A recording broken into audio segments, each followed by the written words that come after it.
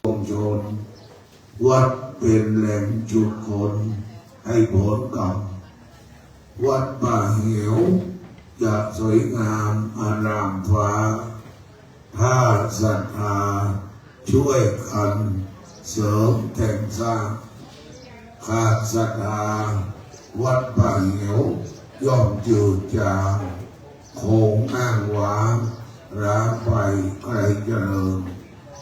ดังนั้นวัดหนองหยุดจุดศูนย์กลาง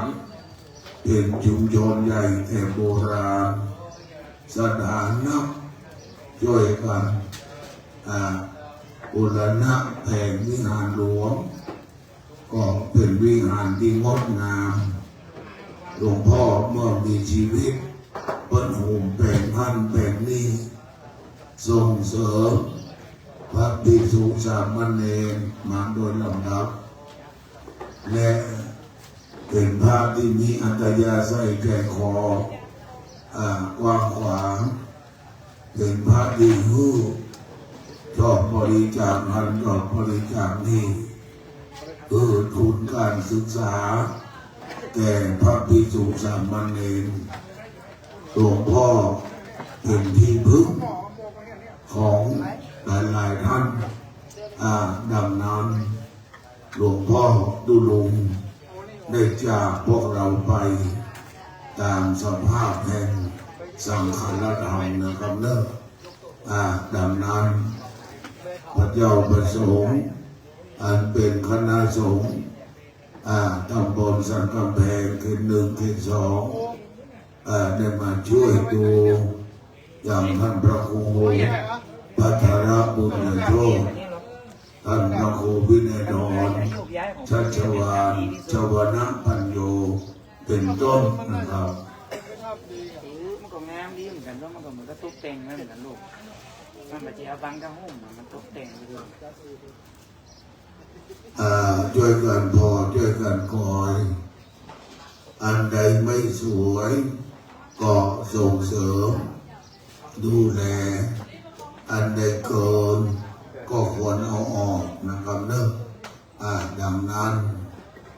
นับว่าเป็นศพแรกเพราะเจ้าวาดที่ผ่านมาไม่ได้เป็นพระครูไม่ได้เป็นพระสงฆ์ทรงสมณศักดิ์หลวงพ่อเป็นเจ้าวาดวัดราชเอกเป็นเจ้าคณะตำบลด้วยเป็นพระอุปัชฌาย์ดังนั้นงานนี้ถือว่าเป็นงานพระราชทานเพลิงศพงานออกเมรุ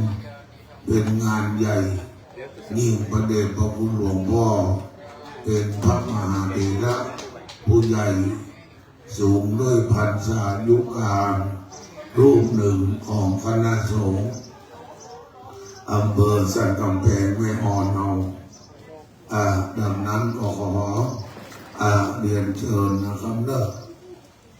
ไฟทุกจุดเกษมบันเกยหรือเจ้าน้อยเจ้าใหม่บ้านปะเซาดงตำบลแม่คืออำเภอดอยสะเก็ด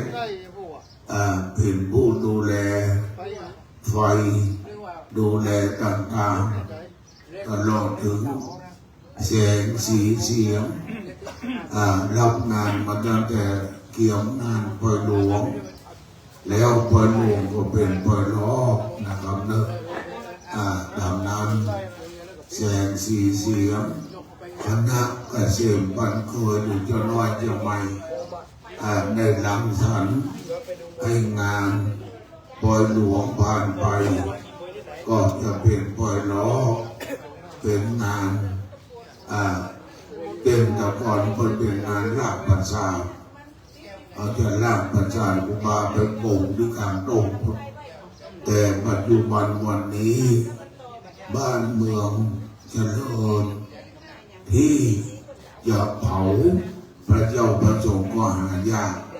พอที่วัดป่าเหวเรามีเนื้อที่หลายก็กว้างขวางพอที่จะพระราชทานเพลิงศพได้ก็ถือว่าเป็นบุญของผู้ลงและเป็นบุญของศรัทธาวัดป่าเหวโดยนะครับ ก็ขอขอบคุณทุกท่านด้วยนะครับเปิดเพลงอ้อมเหมือนเดิมเทมคุยอย่างยังก่อนเพลงเปิดเพลงเบาๆเขาขอไปก่อน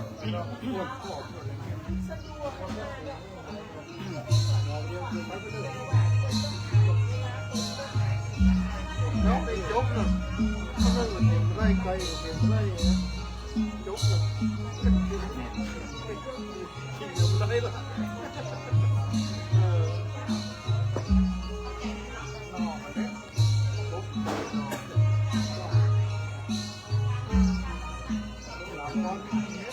เดี๋ยวจะมาตรงเขาเลย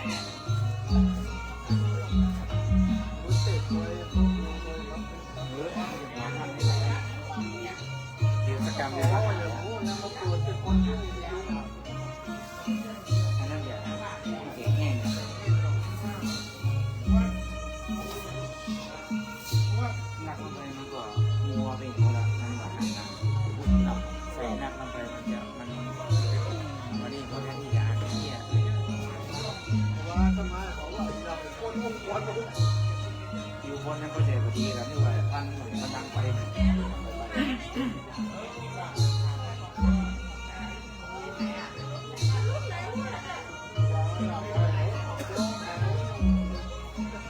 โจ้ไปโจ้อ่ะตีอะไรอ่ะเรื่องประกาศเอาไว้เจ็บไปยังไปเองก้อนบัวกลางมันน่าบริสุทธิ์นอนมาแต่ตัวหายหรอไอ้ก็ตัวไปว่ะ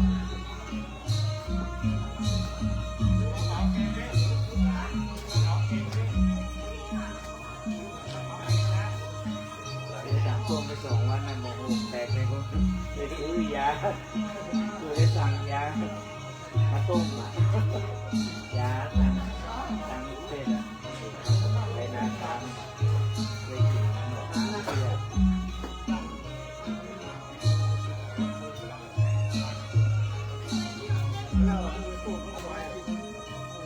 เหมือนกันนะเนี่ยความจริงผมมันเลย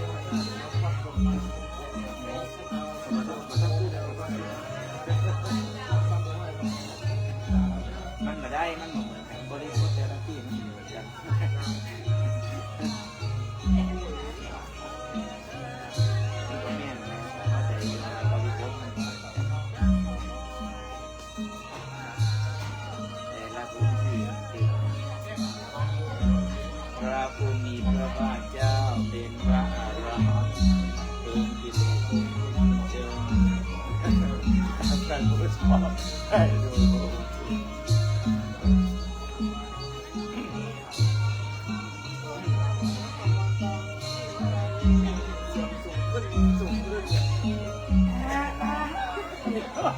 ต้องใหญ่ขึ้นตัวได้สักคนกูลงท้อนะว่าบ้านเราแก้เสียงมาทีเนาะคือเป็นน้ำตัวนะผมเขาไม่ได้นะคน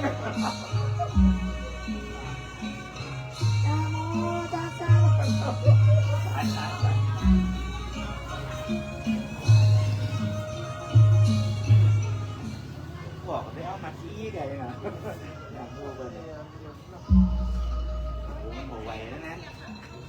โอ้ยโอ้ยเนี่ยมันไปมันได้นะ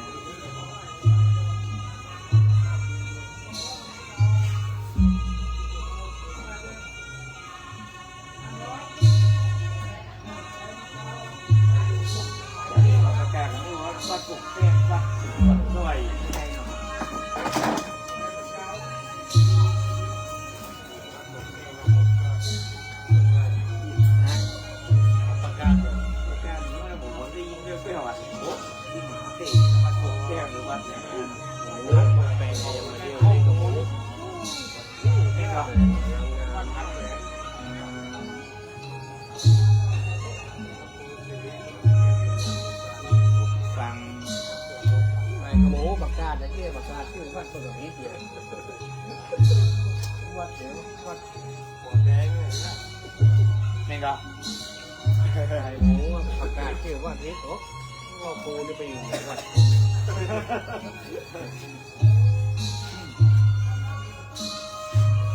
แปลงยังมาเดียวนี้นี่เจ้าเมียบอกแปลงนี่เอาย้ายแปลงมันกำลังงามก็จะถ่ายมาได้บัดนี้พระสุริยะอันที่เจ้าบอกจะรับเลี้ยงโดยเป็นทางวันโตกเป็นเวลาค่ำมืดจะได้ฟังน้ำฟังน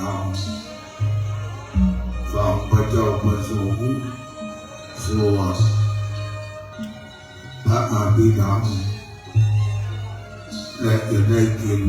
ทานถึงหลวงพ่อท่านพระครูปิยะวรรณากรครูบาเจ้าสันติสุขหรือครูบาสุขเขาอันเป็นพระมหาเถระผู้ใหญ่ที่งดงามโดยพระธรรมวินัยท่านของวัดของใจสตาของใจคณะสงฆ์อดกันอดทนต่อกับบวมแวมของศรัทธาสาธุชนท่านก็อดได้ทนได้ประพฤติวัดปฏิบัติธรรมร่วมกับคณะสงฆ์พระเจ้าประสงค์ที่อยู่ใกล้กันหลวงพ่อนี่เกิด2483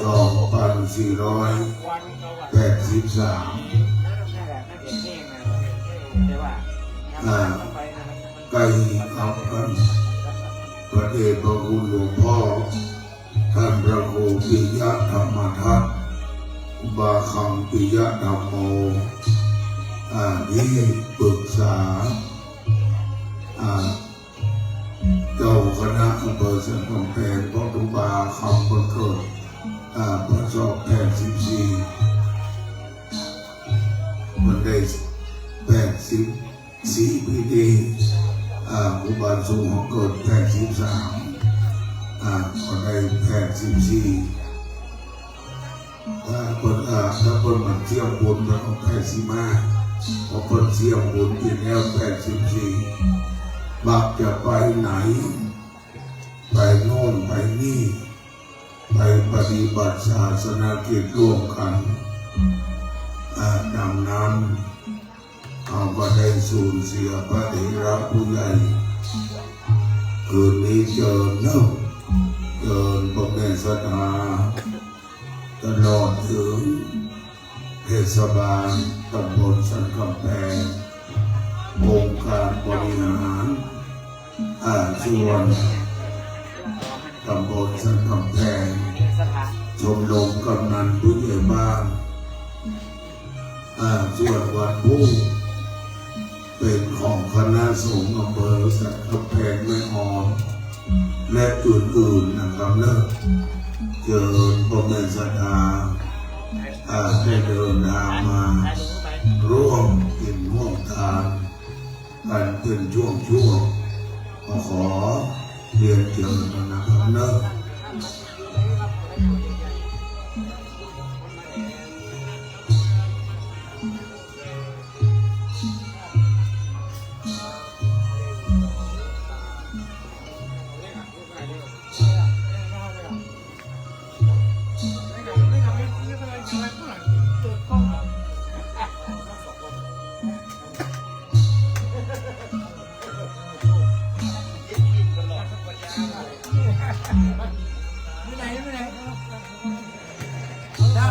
อาจารย์ขอท้ายลูกพยาบาลกรว่ะทำได้ลำช่างทานนะเด็กลูกยาคนรอ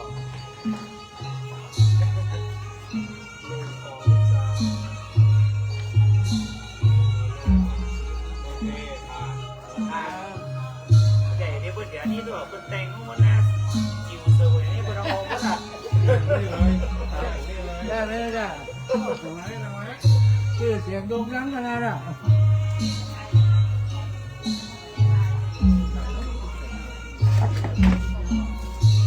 โด่งดังตั้งคนไทยอ่ะ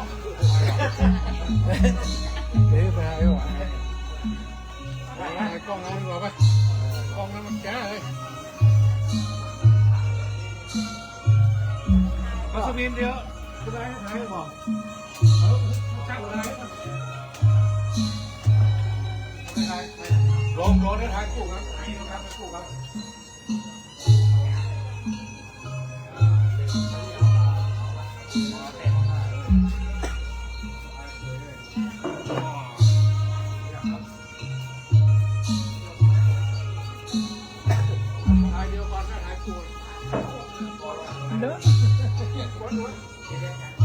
เลิกให้ลูก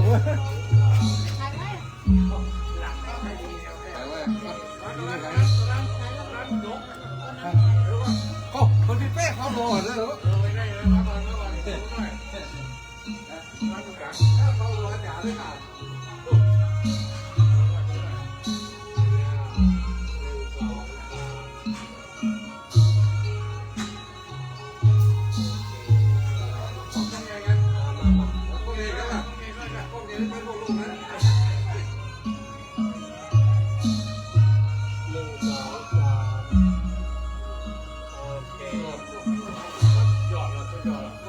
ไปส่วนหลงนะฮะที่ผมทำเสียสรุป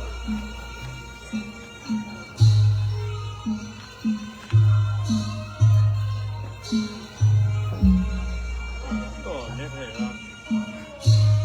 ทำกันไม่วัดติดอ่ะ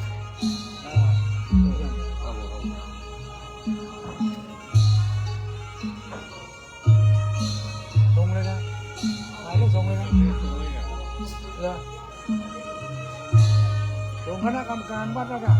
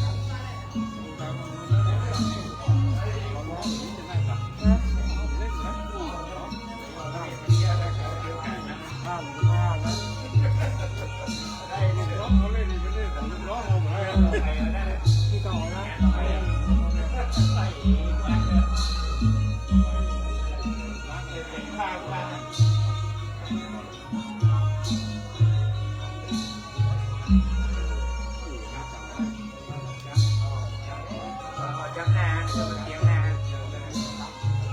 ไปเอาเลยไปเดี๋ยวไปหยับแป๊บนะ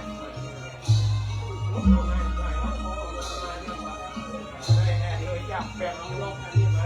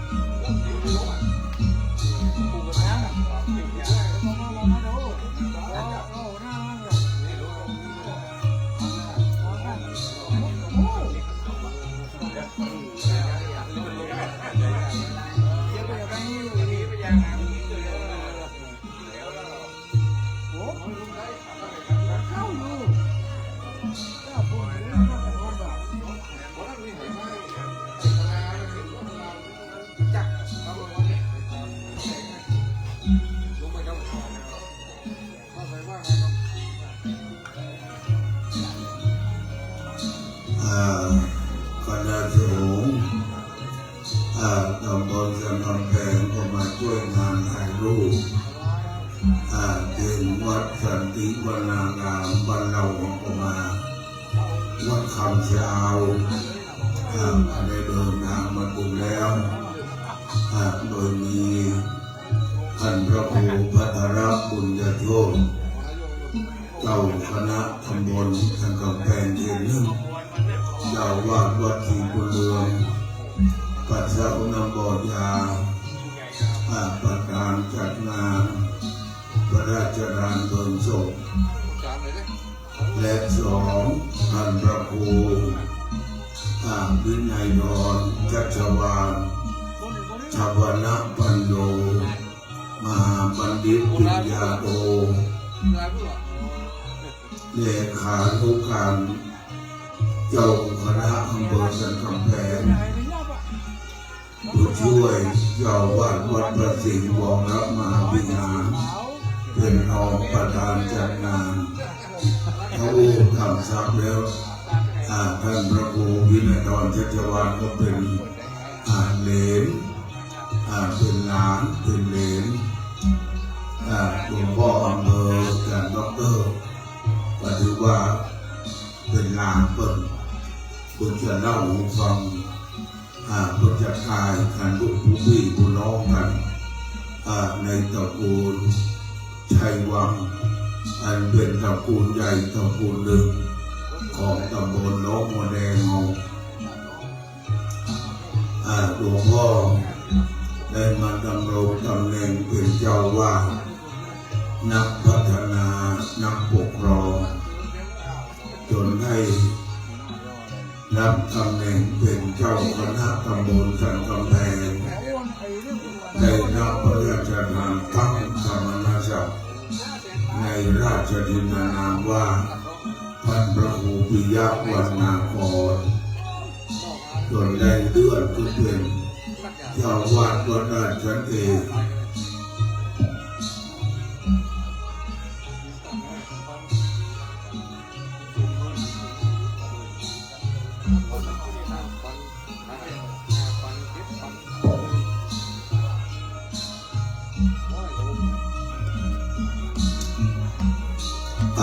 ประสาทแก้วแก้วยุง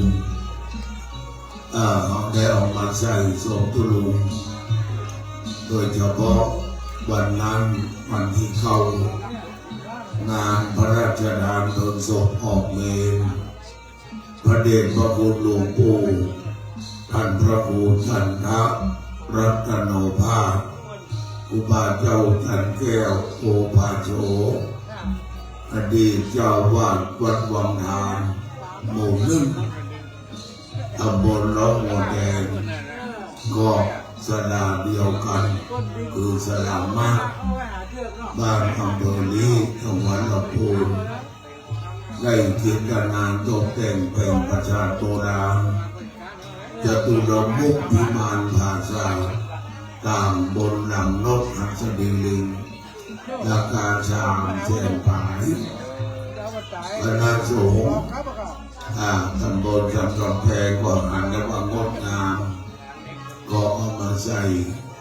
ตังกุบาวันนั้น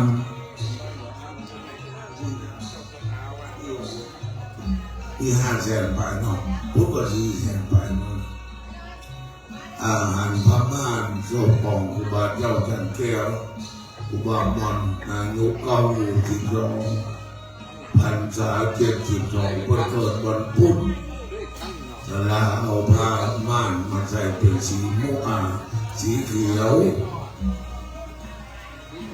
4 วันเกิดของครูบามอนพระโอวังทานเจ้าคณะตำบลก็เลิกไปส่วนท่านครูบาเจ้าสันติสุขนั้นท่านเกิดวันศุกร์ผ้าม่านจะออกไปทางสีฟ้า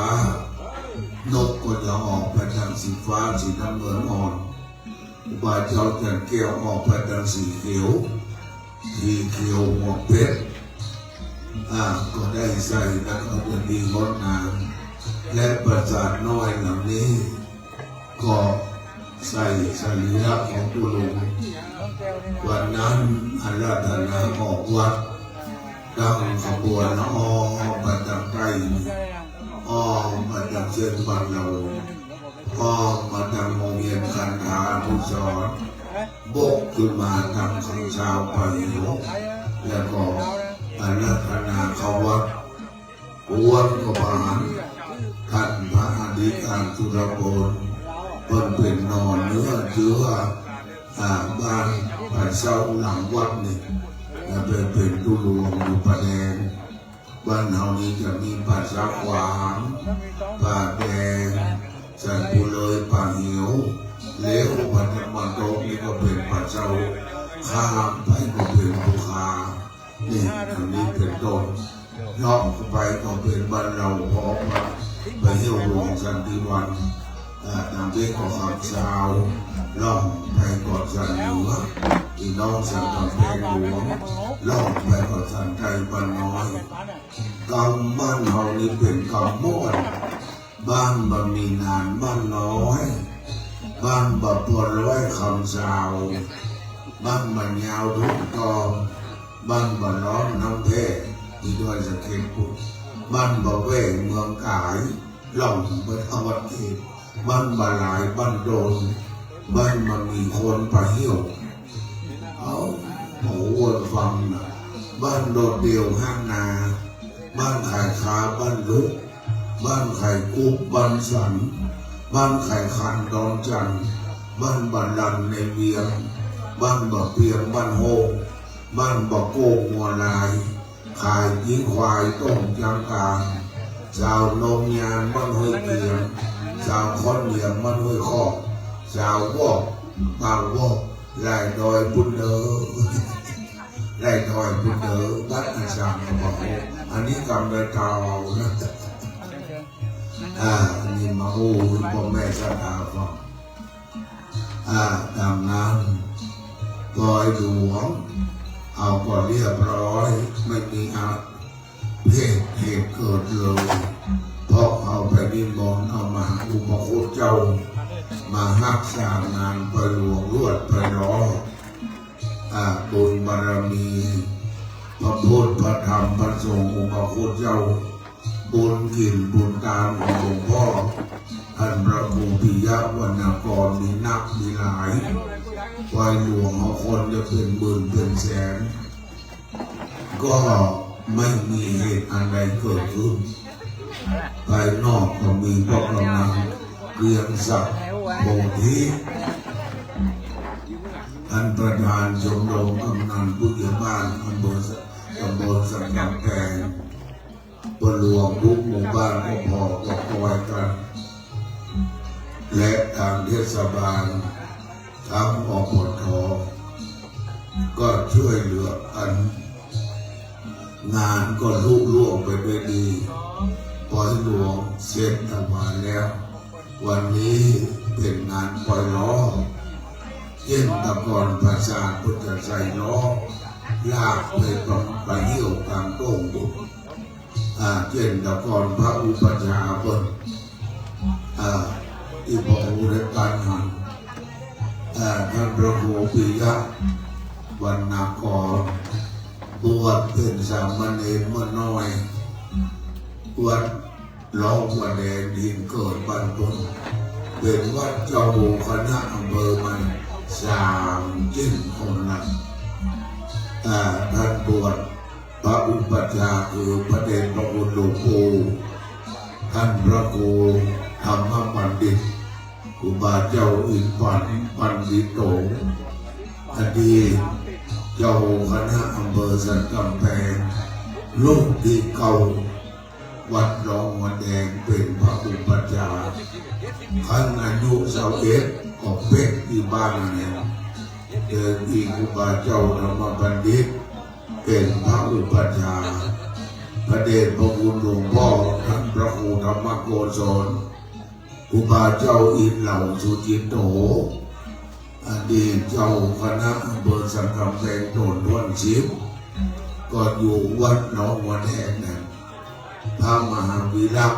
สมัยนั้นเป็นผู้ช่วยวัดหนองวัดแห่งเป็นพระอนุสาวนาจารย์ ได้จะตาจาเติว่าปิยะธรรมโมอุบาสันติโสก็ได้อยู่วัดหนองบัวแดงอันเป็นวัดทินนักปราชญ์อำเภอสันกำแพงมาเป็นอำเภอเก่าแก่รุ่นหนึ่งในหนังสือตำนานของบุรุษได้กล่าวว่าอดีตสันกำแพงก็จะแจกในวันสุดท้ายว่าชุมชนในตำบลสันกำแพงเป็นชุมชนใหญ่และเมืองเราเป็นเมืองที่ทำหน้าที่เป็นนายกรัฐมนตรีท่านทักษิณท่านยิ่งลักษณ์และก็ท่านนายกปัจจุบันเนี่ยก็หลายสมัยในคนดอกจุดใหญ่ๆคนมาลงท่านพระครูวินัยทรชัชวาลได้ขออนุญาตจากท่านผู้การคือพันตำรวจเอกอนุเนินหาท่านเป็นคนค้นคว้าลงในสำนึกไปแจกพระเจ้าประสงค์ผู้หลักผู้ใหญ่ในวันพระราชทานเพลิงศพดังนั้นท่านพระครูมาเป็นผู้เจ้าหลวงวัดป่าหินฝ่าฟันอุปสรรคต่างๆท่านอยู่ได้ด้วยขันติด้วยความเรียบร้อยงดงามในพระธรรมวินัยนั่งอยู่ในหัวใจสดาวัดป่าหิน600 กว่าหลังคาเป็นที่ม่วนที่งานนะครับเนาะขันหลวงพ่อละสังขารละทำไปคณะสงฆ์ก็ได้แต่งตั้งนันพระครูวินัยทรชัชวาลชวนาปัญโยลามตุลุงมาเป็นผู้รักษาการเจ้าวาดร่วมกับท่านพระครูพัทรบุญญโชคมันก็เลยไปกันม้วนกันอะไรไปกันด้วยความราบรื่นห้องประชุมปรึกษาหารือกันงานทุกอย่างที่ทุลุงทำไว้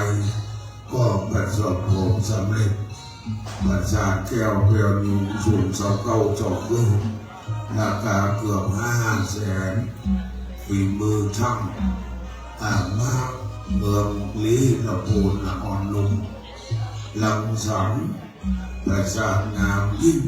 เป็นที่เพิ่มอกเพิ่มใจของพ่อกำนันเกียงศักดิ์เป็นที่เพิ่มใจของพ่อหลวงกำนันเก่าแก่ที่เป็นกรรมการวัดแก่วัดเล็กวัดรามวัดโดยเฉพาะท่านพระครูวินัยทรชัชวาลท่านพระครูพัทรบุญญโชคลังสรรค์อาวาสัยสรีระของตุลุงนับว่าเป็นผลดียิ่งนะครับแทนเมื่อกี้ชั่วโมงแทนเมื่อกี้วินาทีคืนวันที่16 เวลา2 ทุ่มดินสู่ดินไฟสู่ไฟลมสู่ลมน้ำสู่น้ำก็พระเพลิงก็จะเผาผลาญละลายสลายร่างของหลวงพ่อไปตามธรรมชาติก็มีด้วยประการดังนี้ดังนั้นก็ขอเชิญพระแม่สัตตาเข้ามาบูชาหลวงเงินหลวงคำผ้าปังสกุลพี่น้องใจเฮาคาพี่น้องใจเฮาที่มาอยู่จุ่มช่องติ่งจองห้องวัดเฮาคาในตำบลสังกำแพงเบอร์สังกำแพงงานนี้เป็นงานสัปดาห์กิจจาสัมโยเจ้าชลาโลเงาพี่น้องพุทธาวัดสังการหาพุทธาวัดสังการมาย้อนปูนหยอกกันต่อพระราชสังฆายตนาเจ้าดังสำไนว่างานสัปดาห์กิจจาสัมโยเจ้าชลาโลงครูบาเจ้าสันติสุขก็ว่าเป็นเจ้าชลาโลงมีพี่น้องได้เข้าใจเนอะเข้าใจมาชุมมาชองมาที่นี่ยินจงคาเกินนะครับเนอะ เรียนเชิญด้วยเรียนเชิญด้วย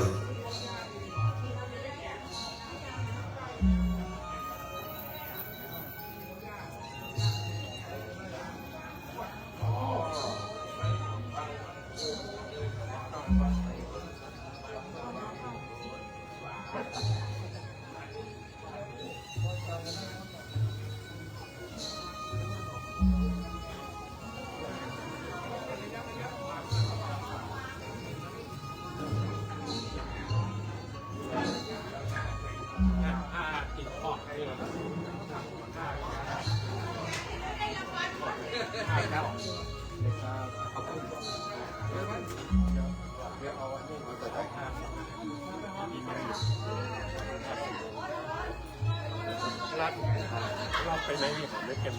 มันจะมีผ้าสบงอยู่ให้ติดของมาผ้าสบงเนี่ยผ้าสบงเนี่ย บางทีผมเห็นน้อยๆนะ น้อยๆนะ ไม่พอแล้วบางสับหมุนในกองนะเป็นที่เป็นสบงภาพว่าไม่มีงานนะไม่ได้กำนัดไม่พอแล้วเดี๋ยวร้านกี่ชุดร้านกี่ชุด รู้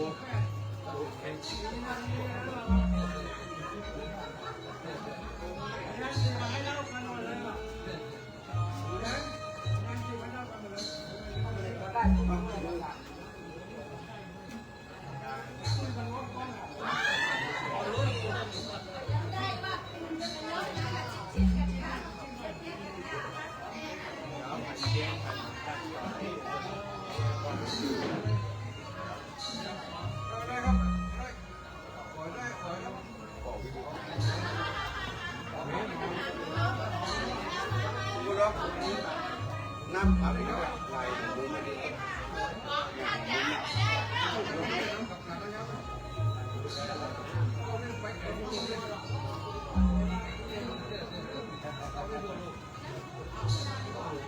น้อย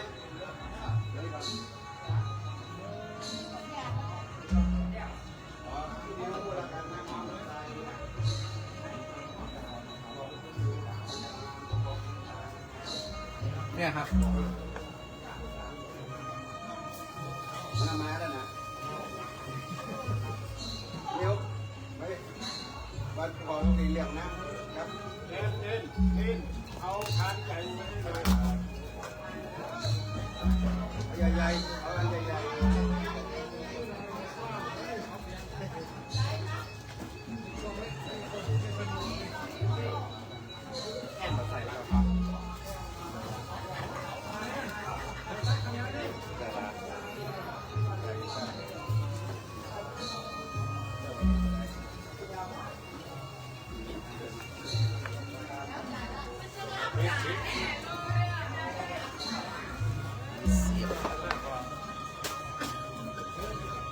ถ้าเซ็ตพูดมาก็2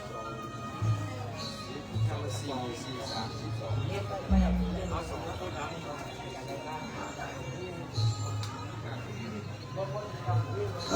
เจมผิดเพลงแล้วก็เพิ่มโอ้ยอย่างน้อย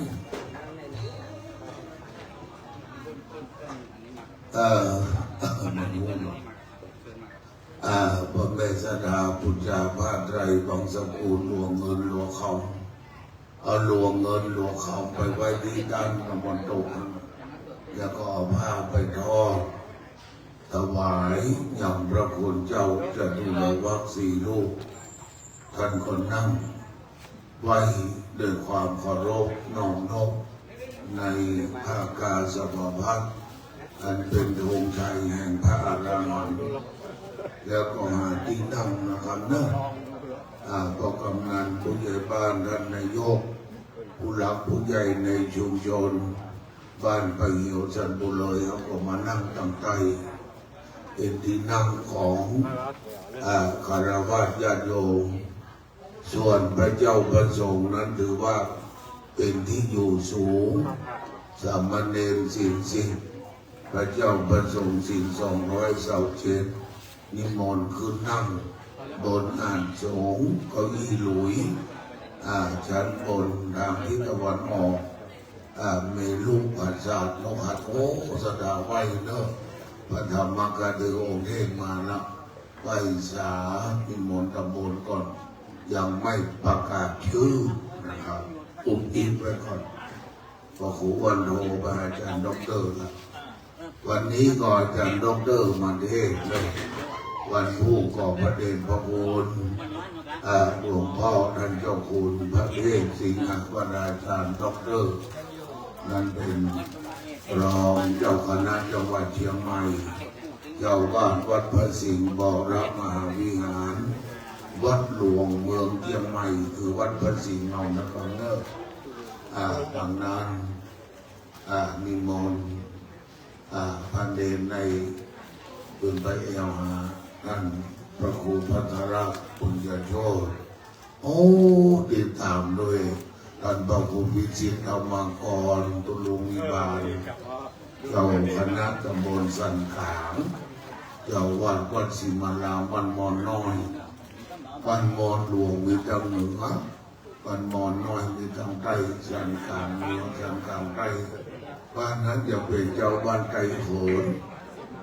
สันกำป่าของนี้โขนแต่พี่น้องสันเนอสันใดในประวัติที่เพิ่นเขียนว่าเป็นพี่น้องไต้ลือก็จะเก่งในการทอผ้าอย่างตระกูลจินวัตรตระกูลสมณะของอุ้ยแสงนี่อุ้ยของท่านนายกทักษิณนี่เพิ่นชุมชนบ้านเฮานี่จะเป็นชุมชนทอผ้าประเก่าผ้าใหม่ลือชื่อลือชาของเมืองสันกำแพงของเนอะดังนั้นประวัติต่างๆที่คนเพียงตรงนั้นเป็นภูมิสวดานล้านนางเชียงใหม่ขององค์พยพมาจากต่างๆมารวมกันเป็นหนึ่งเดียว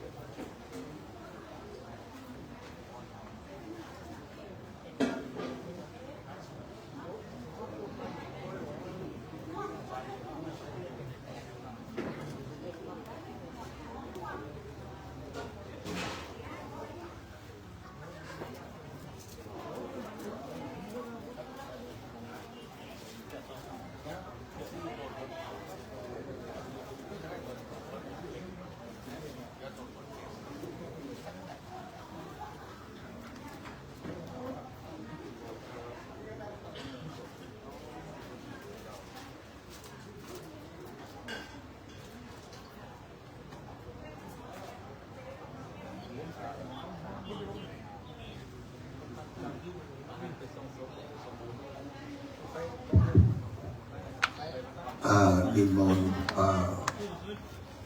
องค์เทศองค์สวดขึ้นพระปริยพจน์บนศาลา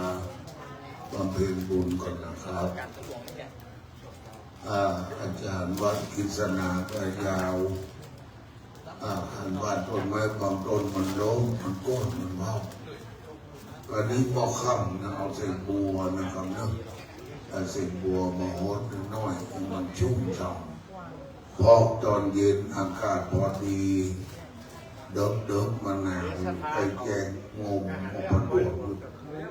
ตอนเช้าเย็นอยู่ฝ่ายมาก็เขาได้ร้อนแล้วก็เดือดกลางเดือน6เดือน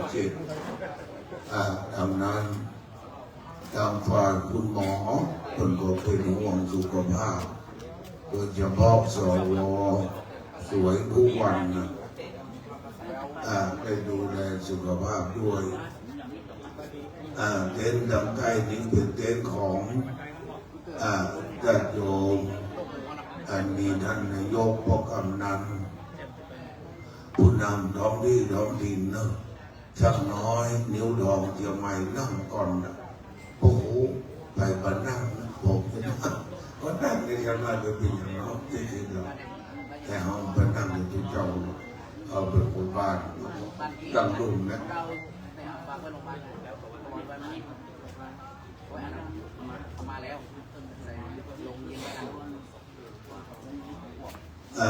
เชิญนะครับเนาะ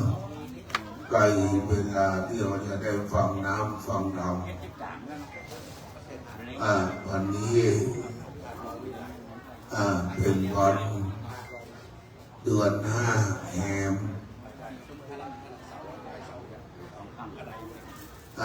2 ค่ำพอวันนั้นเป็นวันเดือนเป็นเดือน5เป็นเมงวันได้วันพุธเป็นวันเป็นพุธพระมหาอุปคุฎเจ้าก็ได้ออกเทศน์ทีกุมบาทโปรดสัตว์ทั้งหลายดังนั้นคนเมืองเราเพิ่นถือว่าการใส่บาตรพระอุปคุฎมีบุญในปฏิทิน 2568 มี 2 เดือนนะปีนี้ปีนั้นมีวันเดียวปีนี้มีวันที่ 12 กุมภาพันธ์วันนี้วันเลนไทน์เนอะวันแห่งความรักของวัยรุ่นแต่เราก็ฮักพระพุทธเจ้าวันที่ 12 นั่นเป็นวันมาฆบูชาโลกพระพุทธเจ้าได้แสดงธรรมโอวาทปาติโมกข์แก่พระอรหันตเจ้า1,250 รูปเอาฮักพระพุทธเจ้าผ่านมาแล้วอันนี้คนทั้งโลกคนนักกันว่าวันวาเลนไทน์แล้วเราก็ฮักตุลุงอาจจะมาร่วมกันฟังน้ำฟังธรรมและอุทิศส่วนบุญถึงตุลุงโดยดังนั้นเจอเนอะพี่น้องใจเอาก็มีนักอยู่ที่มาร่วมงานวันคืนเดือนเพ็ญคนไหนว่าวันเพ็ญขึ้น15 ค่ำเดือน 3มีเดือนไทยภาคกลางคนเมืองเอาเป็นเดือน 5พี่น้องไทยใหญ่พี่น้องเนี้ยวมันก็คือเมืองไทยภาคกลางเนอะเดือน 3ถามว่าพวกเราเดินมันอย่างหนักโอ้เดือน 3บอกว่าเดือนมนว่ะมันเป็นเดือนมนคือพระอันมนแกวดนะคนว่าเดือนมนเดือนตรงกับภาคกลางบ้านเรานี่เป็นคนเมืองแก่ไป2 เดือนเป็นเดือน 5เป็นถ้าไกลลือ12 ปันนาเนี่ยเปิ้นถือว่าเป็นเดือน 4เปิ้นประชุมประดำทุกเครื่องกลางเขาถามพี่น้องเลยอันก็โลเดินมาเดียวเดินมาช้างดังลือที่เป็นวันเดือน 4ว่ะแม่ก็ถือว่าเป็นเดือน 4พี่น้องคนเมืองไตโยนนนี่เดือน 5นะครับเนอะแล้วเพิ่นบอกเก็บของดีนะ1 ปลาขี้เหล็กต้มปลาขี้เหล็กก็กินเก็บวันเดือนเพ็ญนะ2คือเก็บส้มปล่อยเนอะเก็บส้มปล่อยวันเดือน 5เพ็ญนะแพ้ผีไปบนแพ้คนไปลุ่มไปมาดีมาดักข้อใจเนอะนี่ที่ตามที่คนเอามาบอกฟังว่าเดือน 5เพ็ญเอาผักขี้เหล็กมาต้มกินและเก็บส้มปล่อยไว้เป็นยาเอาเดี๋ยวแล้วมันก็เป็นเพลงพุทธนะเป็นเพลงพุทธเขาได้เตรียมงานวัดเขาวันที่11 และ 12มันเพลงพุทธเขาก็เอาตุลูแง่รอบชุมชนบ้านเขาและขึ้นตั้งบนปราสาทเอาหัวนกหัดไปตะวันเหนือหัวตุลูก็ไปตะวันเหนือตีนนั่นล่องไปทางหางนกหัดตามแบบเป้าโบราณว่าศพคือป่าช้าปัญญาหัวไปทางเหนือตีนไปทางใต้ปัญญิงหงายปัจจัยคว่ำอีกมาแต่โบราณที่เอาหัวขึ้นเหนือนั่นก็คงจะรีบพระพุทธเจ้าทั้งหลายพระพุทธเจ้าได้ต้วนเที่ยวมาในเมือง ล้านนาประเทศเสด็จไปรับขันกับพระนิพพานเขาไม่ดังทั้งคู่เอาหัวไปทางเหนือทิศไปทางใต้ดังนั้นคนเมืองของวัดพระเจ้าพนายขันจะเผาจะโผงต้นก็ส่งหัวไปทางเหนืออย่างหลวงพ่อท่านพระครูพิรักษ์วรรณกรครูบาเจ้าจันทิโสหรือครูสุเราก็ประพฤติปฏิบัติตามโบราณประเพณีทุกประการนะครับเนอะ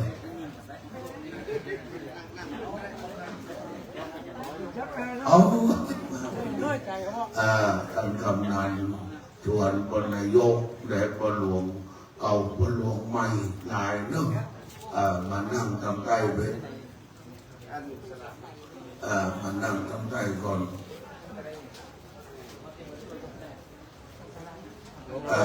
นี่ก็ได้รับความร่วมมือจากสำนักงานเทศบาลตำบลสันกำแพงองค์การบริหารส่วนตำบลสันกำแพงชมรมกำนันผู้ใหญ่บ้านและอื่นๆนะครับเนอะขอกำนันเชียงศักดิ์โอธิกันแข็งแรงแข็งขัน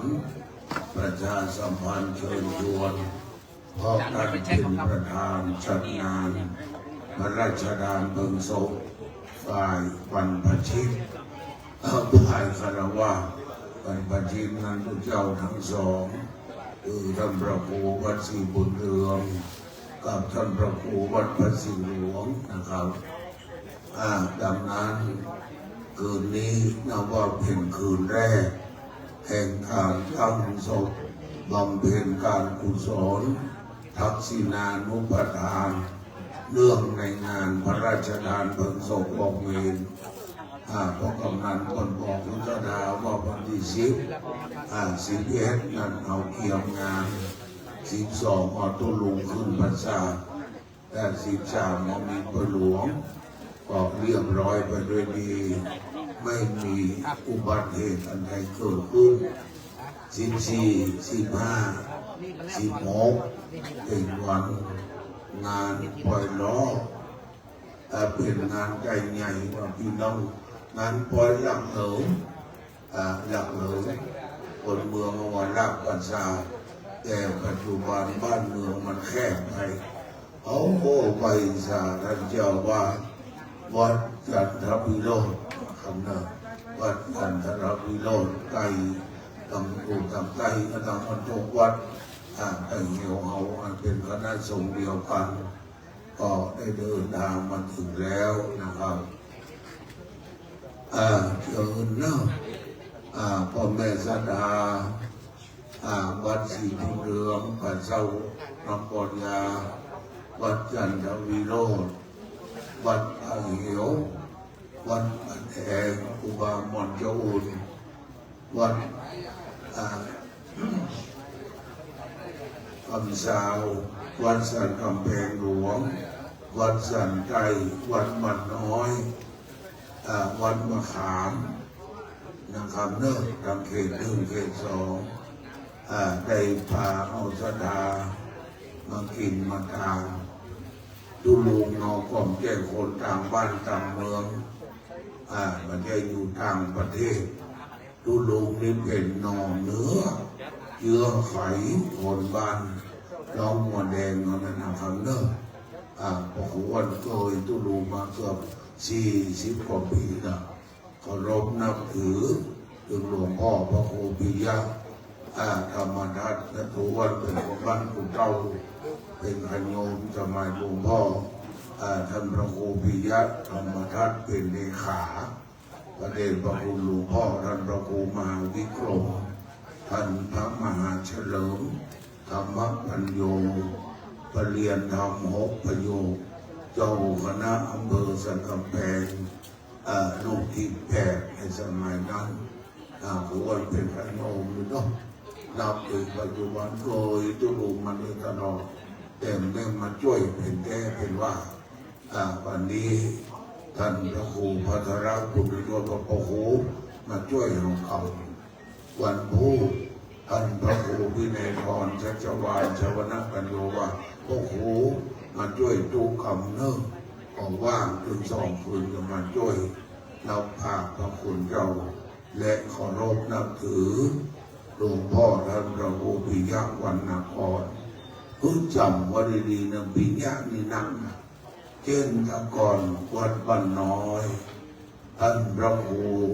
ปิยะธรรมาก่อนเนอะครูบาปิ้นนะเป็นรองอำเภอเป็นปิยะธรรมาก่อนและตุลุงสันติสุขอันนี้เป็นปิยะวรรณากรมันจะข้อแค่น้อยแต่คนก็เก่งมันยังแล้วปัจจุบันนี้ก็มีพระครูปิยะธรรมทัศน์หลวงพ่อวัดบ้านหม้ออันเลิศ84แล้วก็ปิยะศิลพจน์เจ้าคณะตำบลโบกกลางวัดจังเป็นอุปสายองนะตำบลโบกกลางนี่ยองมดยองคองโลอีกวัดจังเพียนยองว่าวัดจังเป็นตำบลโบกกลางนะครับเลิศตำนั้นสัทธาสาธุชนได้มาร่วมงานบุญ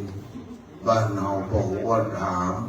พอกำนันถามพอหลวงเขาอันเป็นวิญญาวัจกรว่าเป็นนอนเนื้อบ้านเฮานี่พอกำนันพอหลวงสถามี600 ป่ายมาวิหารบางงานสร้างมาหลายเก่งอุบามาซ่อมสมัยกุลุงมานี่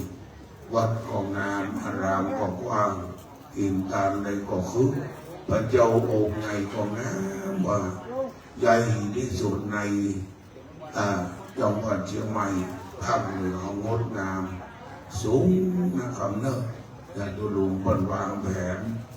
ทำลูกเป็นกระตึกเป็นหอทำตอนนี้เป็นบทสวดท่านหอกองหอระฆังแต่เป็นพระเจ้าดันใจน้อยซองแสมวัดจนสวยสดงดงามตั้งอยู่ในชุมชนบ้านเฮาเก่งตะกอนพระบ้านสันปุเลยมีก็ไม่เหวแม่นเป็นบ้านป่าเหวเพียนเป็นป่าเหวนะครับเนอะ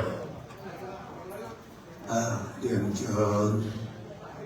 ผู้หลักผู้ใหญ่ในชุมชนท้องถิ่น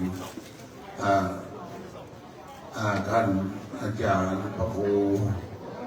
เลขาจดชื่อส่งบอกวันว่าท่านใดจะได้จุดเทียนจุดธูปอันนึงอันเดียวนะครับนะพระเจ้าประสงค์มาก่อนนิมนต์ชั้นบนนะครับถือว่าพระเจ้าประสงค์นั้นเป็นอุดมเพศเป็นเพศที่พวกเราเคารพนอบน้อมบูชาเป็นสักการะบุตรเป็นลูกพระพุทธเจ้าดังนั้นประเทศชาติบ้านเมืองไทยเรามีสถาบันชาติแผ่นดินเกิดเรามีพระพุทธศาสนาเรามีองค์พระมหากษัตริย์ขัตติยาธิราชเจ้าดังนั้นตุลุงเป็นพระสงฆ์ทรงสมณศักดิ์ขั้นถึงแก่มรณภาพทราบไปถึงประเดชพระคันแห่งพระเจ้าอยู่หัวพระวชิรเกล้าเจ้าอยู่หัวของพระราชทานน้ำหลวงสงศพมาที่ตุลุงอันตุลุงดำรงตำแหน่งเป็นตุเจ้าก็ได้รับพระราชทานตั้งสมณศักดิ์เป็นถึงเจ้าคณะตำบลชั้นเอกและตุลุงมรณภาพจากไปคุณงามความดีก็ทราบไปถึงพระเนตรพระกันว่าควรจะพระราชทานกรองเพลิงมาพระราชทานเพลิงศพพระพุทธเจ้าด้วยโดยไม่ต้องเสี่ยงสตางค์ในเรื่องนั้นแล้วก็เป็นบุญเป็นพระมหากรุณาธิคุณด้วยดังนั้นคืนนี้นับว่าเป็นคืนแรกอันผู้เป็นคืนวัน2และวันที่16ก็จะเป็นวันพระราชทานเพลิงศพเผารอเวลาสักบ่าย3มาค่ำยามแรงก็จะประชุมเพลิงศพ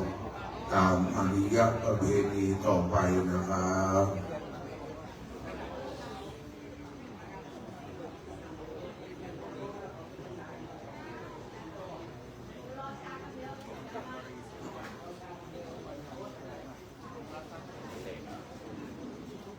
ทุกปีเน้นวัดปันแหวนโทรศัพท์ดังเนอะโทรศัพท์มือถือจะไปวางมันยังคนโทรมาจะได้หูบ่อย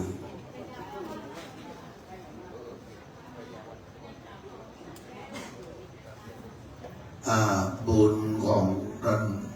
พระครูปิยวรรณกรครูบาเจ้าสันติสุขหรือทุลุงสุขเอาพระลานบนเกาะคือพระเดชพระคุณหลวงพ่อท่านพระครูบิมลญาณประยุทธ์ด็อกเตอร์องค์เทศคืนนี้ก็ด็อกเตอร์องค์เทศวันพุธก็ด็อกเตอร์ก็เป็นบุญนะครับเนอะเป็นทรัพย์เป็นสีเป็นเนื้อนาบุญของวัดป่าเหวเฮาดังนั้นช่วงนี้พี่น้องพอประสาทแก้วเพียวยุงสูงเสาเก้าสอบคือสลามากสลานุ่มละอ่อนนุ่มมีไฟแรงและมีความรักในศิลปะการแบ่งประสาทแก้วเพียวยุงต่างบนหลังนกหัสดีลิงยังเก่าก็เก่าไว้ว่านะเจ้านายภิกษุสงฆ์ยามบทโปรงภายชีวาประเพณีเจ้าล้านนาทำบาษาสูงเรืองรองบนหลังนกหัสดีลิงงามสิ่งคิ้งแถวเดือดร้องประชามากเมืองนองลากโคบสู่ต้งนอกเวียงเพิ่นวรรณนาถึงนกหัดว่ามีกายเป็นลูกหงส์ขยับปีกยันยงขนลายเป็นจะลงแวววับรุจิลาเสียนเป็นกุญชรหันซ้ายหันขวาโบกหูกับพิตาแกว่งงวงระดีนี่เป็นนกหัดนะคนมาเก่าหรือเบิ้นหันเบิ้นหูอยู่ในกิจนาตกแต่งการใส่นกหัดก็เปิดกวนแก่ทุลุงทุกประการหนึ่งพันศายุการสูงถึง8 รอบ12 เขต14 พรรษา2เป็นพระสงฆ์ทรงสมณศักดิ์เจ้าวาดวัดราชเอกโดยพระอุปัชฌาย์โดยและก็งดงามด้วยพระธรรมวินัยบวชอายุ12เป็นอายุ21มรณภาพอายุ84เขียมที่สุดละนะครับเนอะเพราะนั้นอุปาวัดวังทานตำบลหนองวัดแดง91ภาษา71เนอะเป็นพระมหาเถระผู้ใหญ่วันแก่การเคารพนะครับเนอะ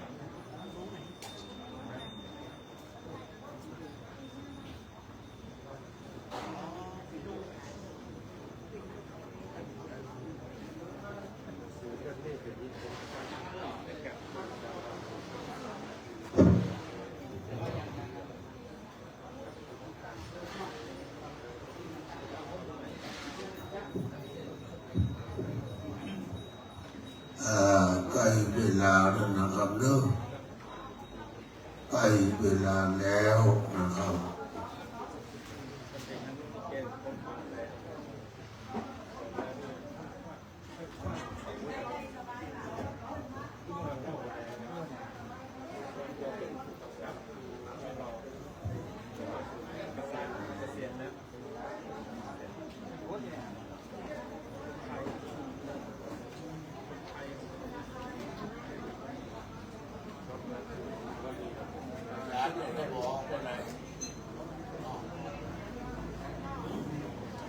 บัดนี้ทุกสิ่งทุกอย่างพร้อมไหวสาพระธรรมกฤษองค์เอกขึ้นนั่งนิดบนธรรมาสแก้วพระคุณเจ้าจตุรวัคสี่ลูกขึ้นนั่งนิดบนอาสงฆ์ตามธรรมเนียมปฏิบัตินะครับพ่อแม่ศรัทธาสาธุชนเงียบเนอะจะไปอู้จะไปเดือดกันตั้งใจประพฤติวัดปฏิบัติธรรมพร้อมกัน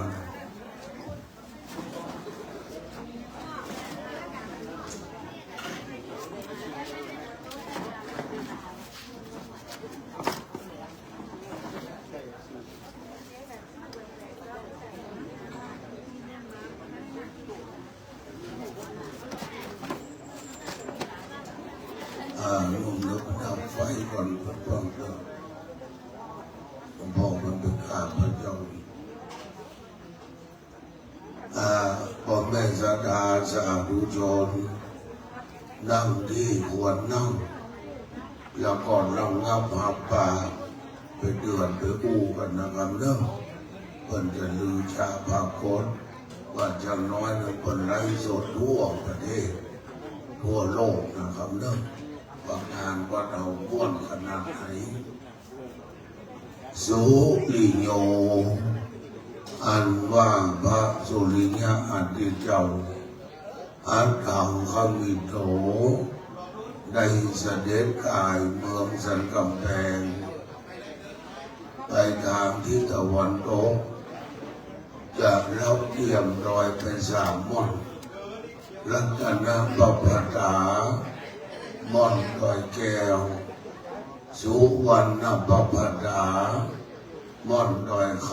ำสุเทวประภตาม่อนดอยสุเทพเจ้า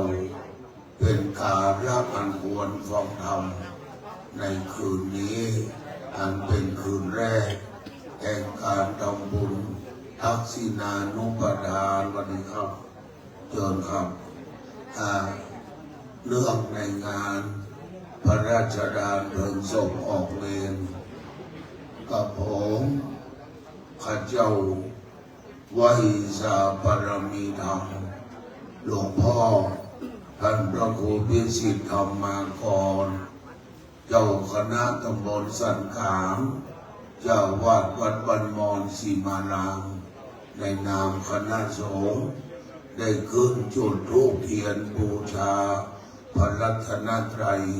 ไหวสาหลวงพ่อครับผม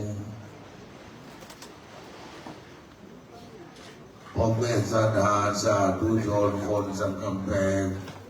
ปางหิวบ้านเอาประนมมือหลวงพ่อจุดเทียนเล่มที่หนึ่งบูชาพระธรรมแห่งพระพุทธเจ้าบูชาพระวินัยแห่งพระพุทธเจ้าทูป3 ดอกบูชาพระบริสุทธิคุณพระปัญญาคุณพระมหากรุณาธิคุณแห่งองค์สมเด็จพระสัมมาสัมพุทธเจ้าใจดีคือพระพุทธใจบริสุทธิ์คือพระธรรมใจงามคือพระสงฆ์พระพุทธช่วยนำพระธรรมช่วยแทงพระสงฆ์ช่วยแจ้งตัวเราคือแหล่งทำแต่ความดีนิมนต์หลวงพ่อกลับที่อาสมเดิมดับเทียนชนวนกุลุธรรมเนียมปฏิบัติแห่งคนเมืองเอาจะต้องประเคนขันขอศีลขอเรียนเชิญพ่อหลวงสมบูรณ์มันมีอันรุนฉายนาวิยาวัจกรผู้ดูแลผลประโยชน์วัดประเหวเรียนเชิญคุณพ่อครับ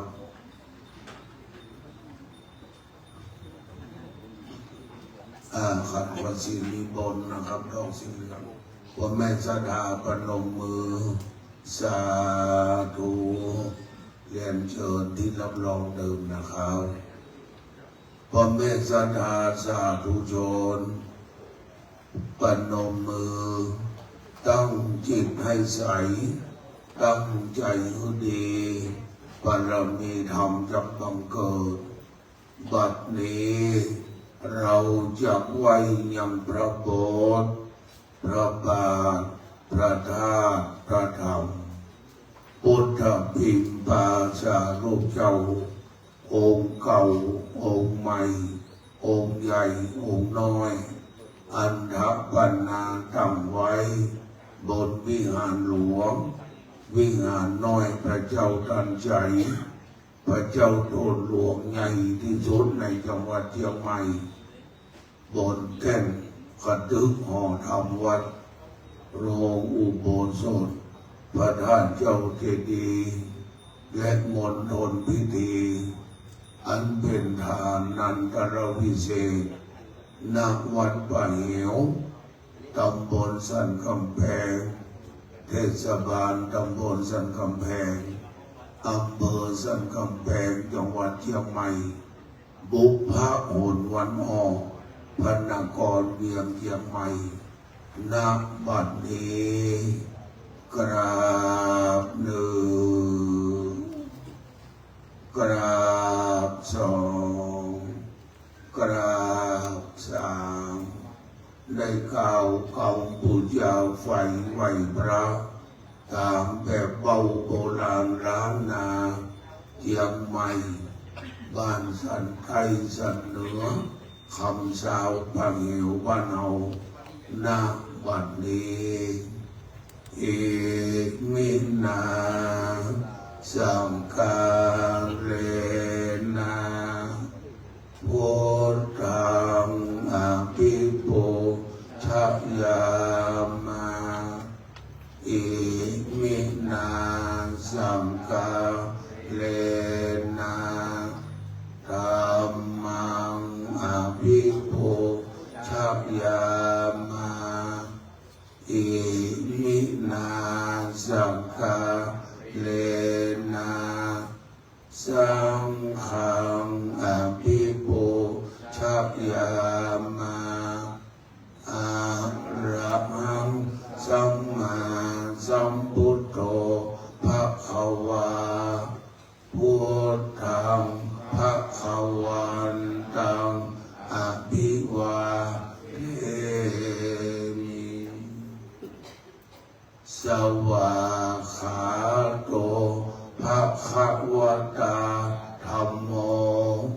ธัมมังนะมัสสามิสุปฏิปันโนภะคะวะโตสาวกสังโฆสังฆังนะมามิตั้งใจสมาทานรับศีลนำศีลมาประพฤติปฏิบัติใจในชีวิตประจำวันการกุ้งรุ่งเรืองสืบไปมายังพันเตเตสระเนนัสสังาปัญจศีลานิยาจามาตุติยัมปิมะยังพันเตเตสระเนนัสสังาปัญจศีลานิยาจามาตติยัมปิมะยังพันเตเตสระเนนัสสังาปัญจศีลานิยาจามานะโมตัสสะภะคะวะโตอะระหะโตสัมมาสัมพุทธัสสะนะโมตัสสะภะคะวะโตอะระหะโตสัมมาสัมพุทธัสสะนะโมตัสสะภะคะวะโตอะระหะโตสัมมาสัมพุทธัสสะ นะโมตัสสะภะคะวะโตอะระหะโตสัมมาสัมพุทธัสสะนะโมตัสสะภะคะวะโตอะระหะโตสัมมาสัมพุทธัสสะนะโมตัสสะภะคะวะโตอะระหะโตสัมมาสัมพุทธัสสะพุทธังสรณังกัจฉามิ พุทธังสรณังกัจฉามิ ธัมมังสรณังกัจฉามิ ธัมมังสรณังกัจฉามิ สังฆังสรณังกัจฉามิ สังฆังสรณังกัจฉามิ ตุติยัมปิพุทธังสรณังกัจฉามิ ตุติยัมปิพุทธังสรณังกัจฉามิ ตุติยัมปิธัมมังสรณังกัจฉามิ ตุติยัมปิธัมมังสรณังกัจฉามิ ตุติยัมปิสังฆังสรณังกัจฉามิ ตุติยัมปิสังฆังสรณังกัจฉามิ ตติยัมปิพุทธังสรณังกัจฉามิ ตติยัมปิพุทธังสรณังกัจฉามิ ตติยัมปิธัมมังสรณังกัจฉามิ ตติยัมปิธัมมังสรณังกัจฉามิ ตติยัมปิสังฆังสรณังกัจฉามิ ตติยัมปิสังฆังสรณังกัจฉามิ ปานาติปาตาเวรมณีสิกขาปัตตังสมาธิยามิ ปานาติปาตาเวรมณีสิกขา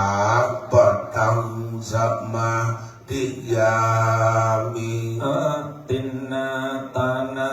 เวรมณีสิกขาปัตตังสมาธิยามิ อะตินนาตานาเวรมณีสิกขาปัตตังสมาธิยามิ กาเมสุมิจฉาจาราเวรมณีสิกขา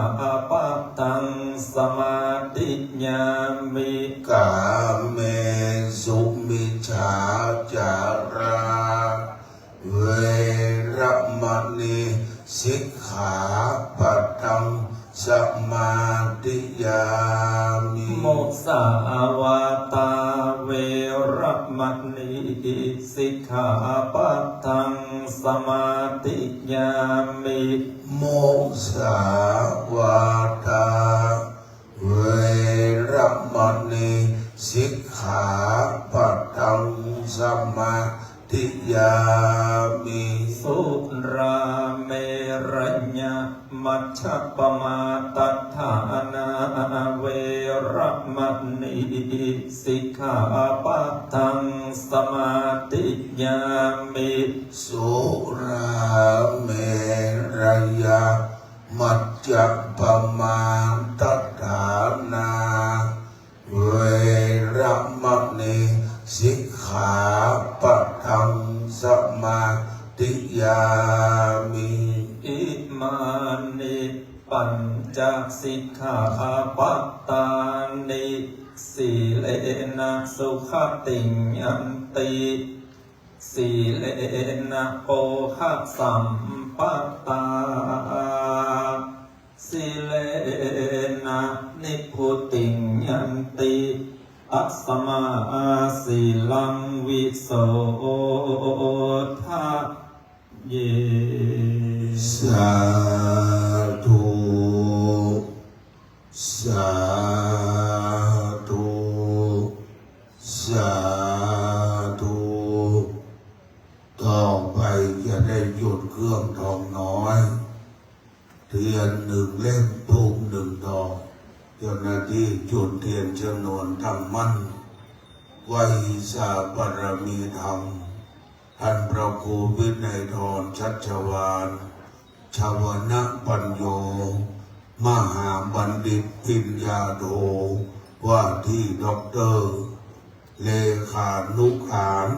เจ้าคณะอำเภอสังคำแพงผู้ช่วยเจ้าวาดวัดพระสิงห์วรมหาวิหาร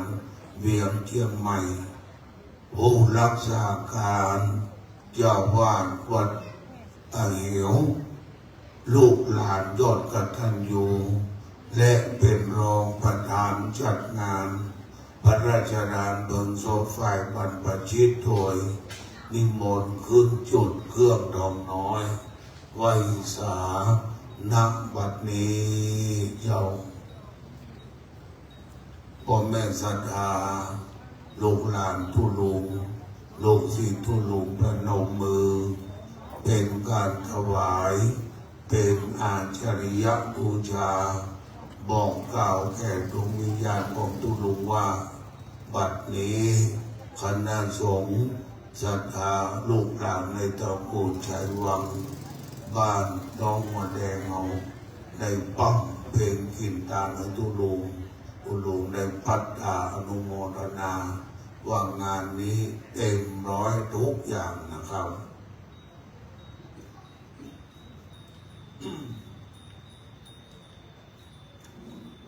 ต่อไปจะจุดเทียนส่งธรรมเจ้าหน้าที่ลงมาข้างล่างด้านเหนือนะครับเทียนส่งธรรมไว้สาพระอธิการสุรพลอภิวัฒโนเราท่านเจ้าวาดวัดพระแดงอุบาม่อนเจ้าอุ่นตำบลสันคำแพงศิษย์ยอดกตัญญูในหลวงพ่อวัดพระแดงวัดพระเหวบ้านเอาขึ้นจุดเทียนส่องธรรมไหว้สาพระเจ้าประสงค์กราบเรียนทุกท่านปนมมือธรรมแห่งพระพุทธเจ้านั้นอาทิกันทยานังมีความไพเราะในเบื้องต้นนั่นคือศีลมัชเชกันทยานังมีความไพเราะในทางกลางคือสมาธิปริโยชานะกันทยานังมีความไพเราะในที่สุดนั่นคือปัญญาไวยสัตเทวดาเจ้าเมืองโลกจักรวาลเทวดาเจ้าหักษาพระนอนพระปานแม่ปูคาศักดิ์สิทธิ์เมืองสันกำแพงถ้ำหลวงเมืองอ่อนอำเภอแม่อ่อนและวัดพระเหวแก้วกว้างตาทางสันกำแพงเอาไหว้สาพระเจ้าประสงค์จะมันในทุกรูปทั้งอรัญญวาสีวัดป่าขามวาสีวัดพานกราบเรียนท่านนายกเทศมนตรีเทศบาลตำบลสันกำแพงบอกกำนันเกียงศักดิ์โอทิบอกกำนันตำบลสันกำแพงประธานจัดงานฝ่ายคารวะท่านผู้ทรงเกียรติท่านผู้มีเกียรติศรัทธาทีมชองของวัดป่าเหวและลูกหลานตระกูลชัยวังห้องบัวแดงตั้งใจฟังคืนนี้เป็นคืนแรกเป็นบุญของพวกเราชาวสันคำแพงป่าเหวพระเดชพระคุณท่านพระครูสิริปริยัตยานุสาด็อกเตอร์นามเดิมพระมหาดวงจันทร์พุทธศิโล เรียนทำ5 ประโยคตำแหน่งบนมีนะครับเพราะกำนั้น11 ตำแหน่งก่อนแต่พวกครูจะว่า2 อันนะครับคือรองเจ้าคณะอำเภอแม่แจ่มเพราะอาจารย์ดร.เป็นคนเมืองแจ่มคนแม่แจ่มคนบ้านตับนะครับเก่งและก็เก่งเรียน12 ภาษาไทยแขกพม่าลาวและหมดและตำแหน่งที่2เป็นเจ้าวาดวัดปันแหวนตำบลพระสิงห์ลำกาประตูเชียงใหม่กำแพงเวียงจันทร์ในท่านเป็นพระนักเทศน์ดาวค้างฟ้าของวันนี้เก่งทุกอย่างฟังบนจัดเทศนะครับเนอะอาจารย์ดร.ในวันนี้ตั้งใจฟังประนมมือด้วยความเคารพพระมาจโลกาทิปติสหัมปติกัดอัญชลีอันทิวรังอัญญาจตาสันติธาสัตตาปรัชกาชาติกาเทเสตุธัมมังอนุกรรมปิมังปัจจังนะโมตัสสะภะคะวะโตอะระหะโตสัมมาสัมพุทธัสสะนะโมตัสสะภะคะวะโตอะระหะโตสัมมาสัมพุทธัสสะนะโมตัสสะภะคะวะโตอะระหะโตสัมมาสัมพุทธัสสะเอสะภะคะวะโตสาวกสังโฆอนุตตรังปุญญเขตังโลกัสสาติ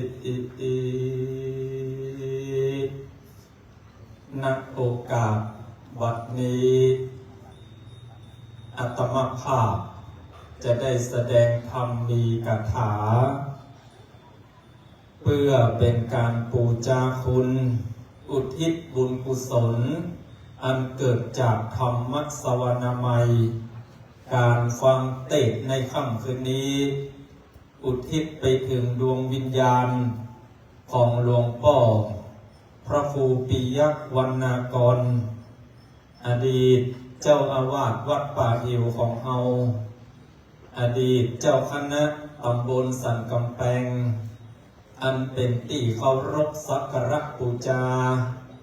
ของสมณศรัทธาพระภิกษุสงฆ์องค์เณร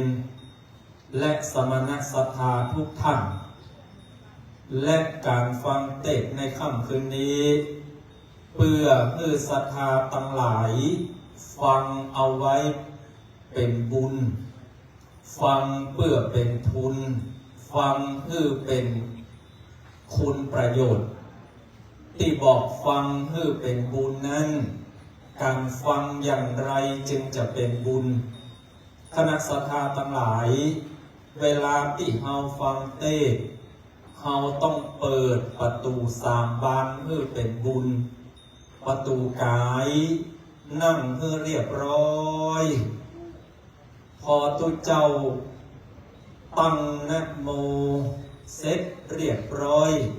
ยกภาษิตบาลีเป็นเบื้องต้นศรัทธาก็เอามือลงได้เพราะตุเจ้าจะเทศน์แฮม30 นาทีกำเดียวจะปวดมือเพื่อโยมเปิดประตูกายเอากายเป็นบุญเอามือลงได้แต่นั่งเพื่อเรียบร้อยบ่รบกวนศีลกวนธรรมบุญก็เกิดเพราะประตูกายเฮาประตูบานที่2คือประตูปากวัจีทวารวันนี้พ่อครูอ้วนยุคนพรมาจากพุ่นเมืองแม่แตงท่าน เด็กอู้ตั้งแต่ตะวันบ่ตกดินจนอาราธนาตุเจ้าขึ้นพม่าอาราธนาตุเจ้าแสดงธรรมบอกกติกาญาติโยมทั้งหลายก่อนเนอะวันนี้คนบ่มีไม้ห้ามอู้คนที่จะอู้ต้องมีไม้เพื่อใจปากให้เป็นประโยชน์ประกาศบุญกุศลเฮาฟังเทศน์เพื่อเป็นบุญคือเปิดประตูปากเฮาไหวพระหับศีลแล้วเฮาก็เงียบสงบตั้งใจบุญก็เกิดเพราะปากประตูบานที่สามที่เฮาฟังเป็นบุญคือประตูจิตประตูใจมโนทวารตั้งใจให้มั่นญาติโยมทั้งหลายคนโบราณเพิ่นบอกว่าผีเมื่อถึงป่าหิ้วบ่เผาก็ต้องฝังเฮามาฟังเทศน์เช่นใดบ่เอวังก็มีด้วยประการฉนี้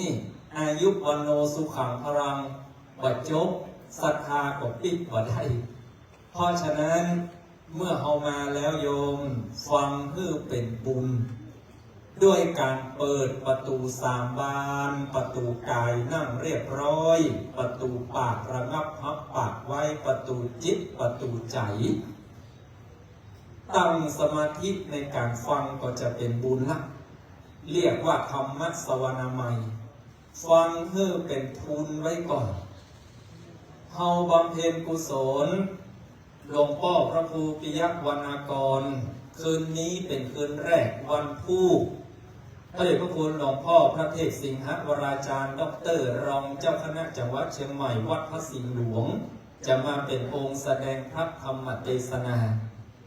ท่านอาจารย์พระครูวินัยพรชัชวาลท่านได้นิมนต์ไว้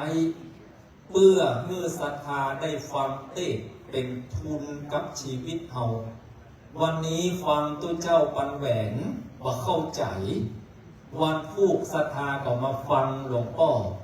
วัดพระสิงห์หลวงเทศน์แห่งเหมือนเขาตอกเล็กโกนเข้าข้างเสาข้างฝาจดเล็กโกนตอกครั้งแรกโอ๊ะมันบอกมันยังคอนอยู่ตอกครั้งที่สองก็มันตึงตอกครั้งที่สามก็เอาไว้บอกตึงอีแม่อีพ่อศรัทธาทั้งหลายฟังเทศน์เป็นทุนไว้ก่อนพอฟังแล้วจะเข้าใจยิ่งขึ้นส่วนประการที่สามฟังเพื่อเป็นคุณเป็นประโยชน์ตุเจ้าเทศน์ร้อยกรรมปันกรรมเอาจำเอาไปใช้เพื่อเกิดประโยชน์ในการดำเนินชีวิตใช้เพื่อเกิดประสิทธิภาพในการทำงานสักข้อหนึ่งก็เป็นประโยชน์รักศรัทธาทั้งหลาย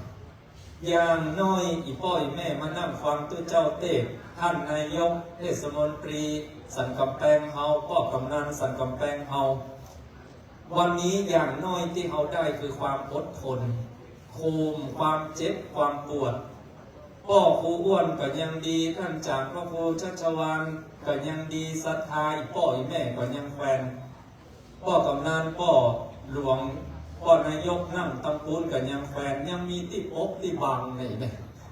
ตุเจ้าองค์เทศเนี่ยมัวมดเมยกระตกอยู่นะพ่อครูอ้วนเนี่ยประเดี๋ยวนี้เย็นจิตเลยไหมเฮาอย่างน้อยเฮาได้ขันติอยู่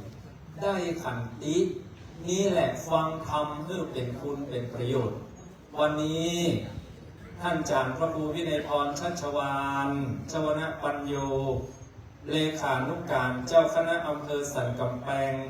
ผู้ช่วยเจ้าอาวาสวัดพระสิงห์วรมหาวิหาร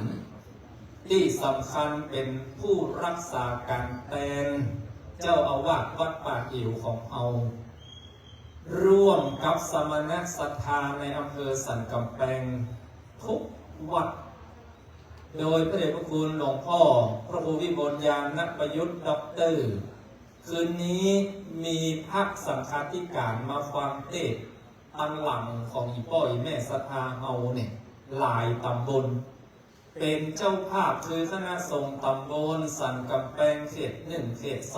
2ครูบาอาจารย์เจ้าคณะตำบลพระสังฆาธิการผู้วัดญาติโยมมาร่วมเป็นเจ้าภาพคืนนี้พร้อมตามส่วนงานราชการมีพ่อนายกมีพ่อกำนันพ่อหลวงทุกหมู่บ้าน คณะศรัทธาวัดป่าเหวเฮาทุกหลังคาเงินมีพระเถระที่มานั่งนับมาเพื่อกำลังใจศรัทธาวัดป่าเหวเฮาตั้งแต่1 ชั่วโมงที่แล้วหลวงพ่อพระครูวิสิทธิ์ศรีมากรเจ้าอาวาสวัดศรีมารามเฮาได้มีเมตตามาเพื่อกำลังใจคณะสงฆ์ท่านอาจารย์พระครูวินัยชรชัชวานเพื่อกำลังใจศรัทธาโยมศรัทธาทุกท่านเฮาอิดจากการปล่อยหลวงมาเพื่อเป็นบุญก่อนที่จะสลายสรีระสังขารของหลวงพ่อพระครูปิยวรรณกรเฮาก็นึกถึงขี้ติ่นขี้มือของหลวงพ่อที่หลวงพ่อแปลงไว้เฮาก็ได้ปล่อยหลวงอุทิศบุญกุศลเพื่อหลวงพ่อเรียบร้อยคืนนี้เป็นคืนแรกท่านอาจารย์พระครูวินัยทรชัชวานบอกว่าศรัทธาอิฐตะวาเหขวตานฟอนแวดวิหารหลายรอบท่านอาจารย์ดร.รอกำเนิดโยมทั้งหลายเฮาจัดงานศพเพื่อถวายหลวงพ่อเป็นบุญเป็นกุศลเรียกว่างานออกเมนพระราชทานเพลิงศพครั้งนี้การจัดงานศพก็เพื่อเมื่อศพหายไปตามธาตุสี่ดินน้ำลมไฟการที่เปิ้นจัดงานศพเมื่อศพหายไปตามธาตุสี่บ่ฝังก็เผาบ่เผาก็เอาไปจุ่มลงน้ำบ่จุ่มลงน้ำก็เอาไปจุ่มลงเหวเพื่อเป็นอาหารของแห้งของกาเพื่อเมื่อหายไปตามธาตุสี่พ่อครูอ้วนคนมุสลิมอิสลามคนศาสนาคริสต์เปิ้นเมื่อศพหายไปตามธาตุดินด้วยการเอาศพไปฝังคนโบราณล้านนาเฮาสมัยก่อนก็ฝังศพเหมือนคนจีนประเดี๋ยวนี้ที่อำเภอแม่แจ่มครูอ้วนอำเภอแม่แจ่มบางแห่งที่เป็นพี่น้องลวกพี่น้องปากกะโยบนดอยยังฝังศพกันอยู่นั่นเพื่อให้ศพหายไปตามธาตุดินประเพณีของพุทธเฮานั้นเมื่อศพหายไปตามธาตุไฟคือชาปนกิจคือเผาก็จะเมื่อศพหายไปตามธาตุไฟอาศัยธาตุไฟเผาและคนประเทศอินเดียศรัทธาทั้งหลายเปิ้นเมื่อศพหายไปตามธาตุดินคือฝังก็มีหายไปตามธาตุไฟคือเผาก็มีอินเดียนั้นมีครบหายไปตามธาตุน้ำคือเอาไปโจ่งลงแม่น้ำคงคาเอาโจ่งลงแม่น้ำเนรัญชลาที่พระพุทธเจ้านั่งตรัสรู้ก็ยังมีอยู่ตะกี้หลวงพ่อพระครูวิสิทธิ์ศรีมากรถามว่าท่านด็อกเตอร์ไปอยู่อินเดียไปได้อย่างไรไปปีไหนไปอยู่กี่ปีก็เรียนหลวงพ่อว่าผมไปเป็นผู้ช่วยพระธรรมทูตปี 2538 39ก็เรียนปริญญาโท41เรียนปริญญาเอกจบแล้วก็ยังบอกมาเตื้อเป็นผู้ช่วยพระธรรมทูตอยู่12 ปีอีแม่คนอินเดียเพิ่นเอาศพจุ่มลงน้ำเพิ่นศพหายไปตามธาตุน้ำอาตมาภาพเฮียนด็อกเตอร์อีแม่ปาตุเจ้าที่เพิ่นไปเฮียนด็อกเตอร์ที่ไปเป็นปีแรกไปนั่งที่ริมแม่น้ำยมุนาที่เมืองนิวเดลีเพิ่นหามศพเอามาโจ่งลงน้ำแล้วมีอยู่ศพหนึ่งห่มผ้าเหลืองเหมือนตุเจ้าเป็นสาธุเจ้าของคนฮินดูเพิ่นเอาศพมามัดติดบนหินและโจ่งลงน้ำตุเจ้าตนนั้นถามว่าท่านอาจารย์ตอนนั้นศพไผ่โอ้เป็นศพตุเจ้าเพราะคนยังบอกเผาเหมือนศพคนบ้านบอกว่าประเพณีของคนแขกศพที่เพิ่นบอกเผาคือศพตุเจ้าศพแม่ยิงสาวศพละอ่อนน้อย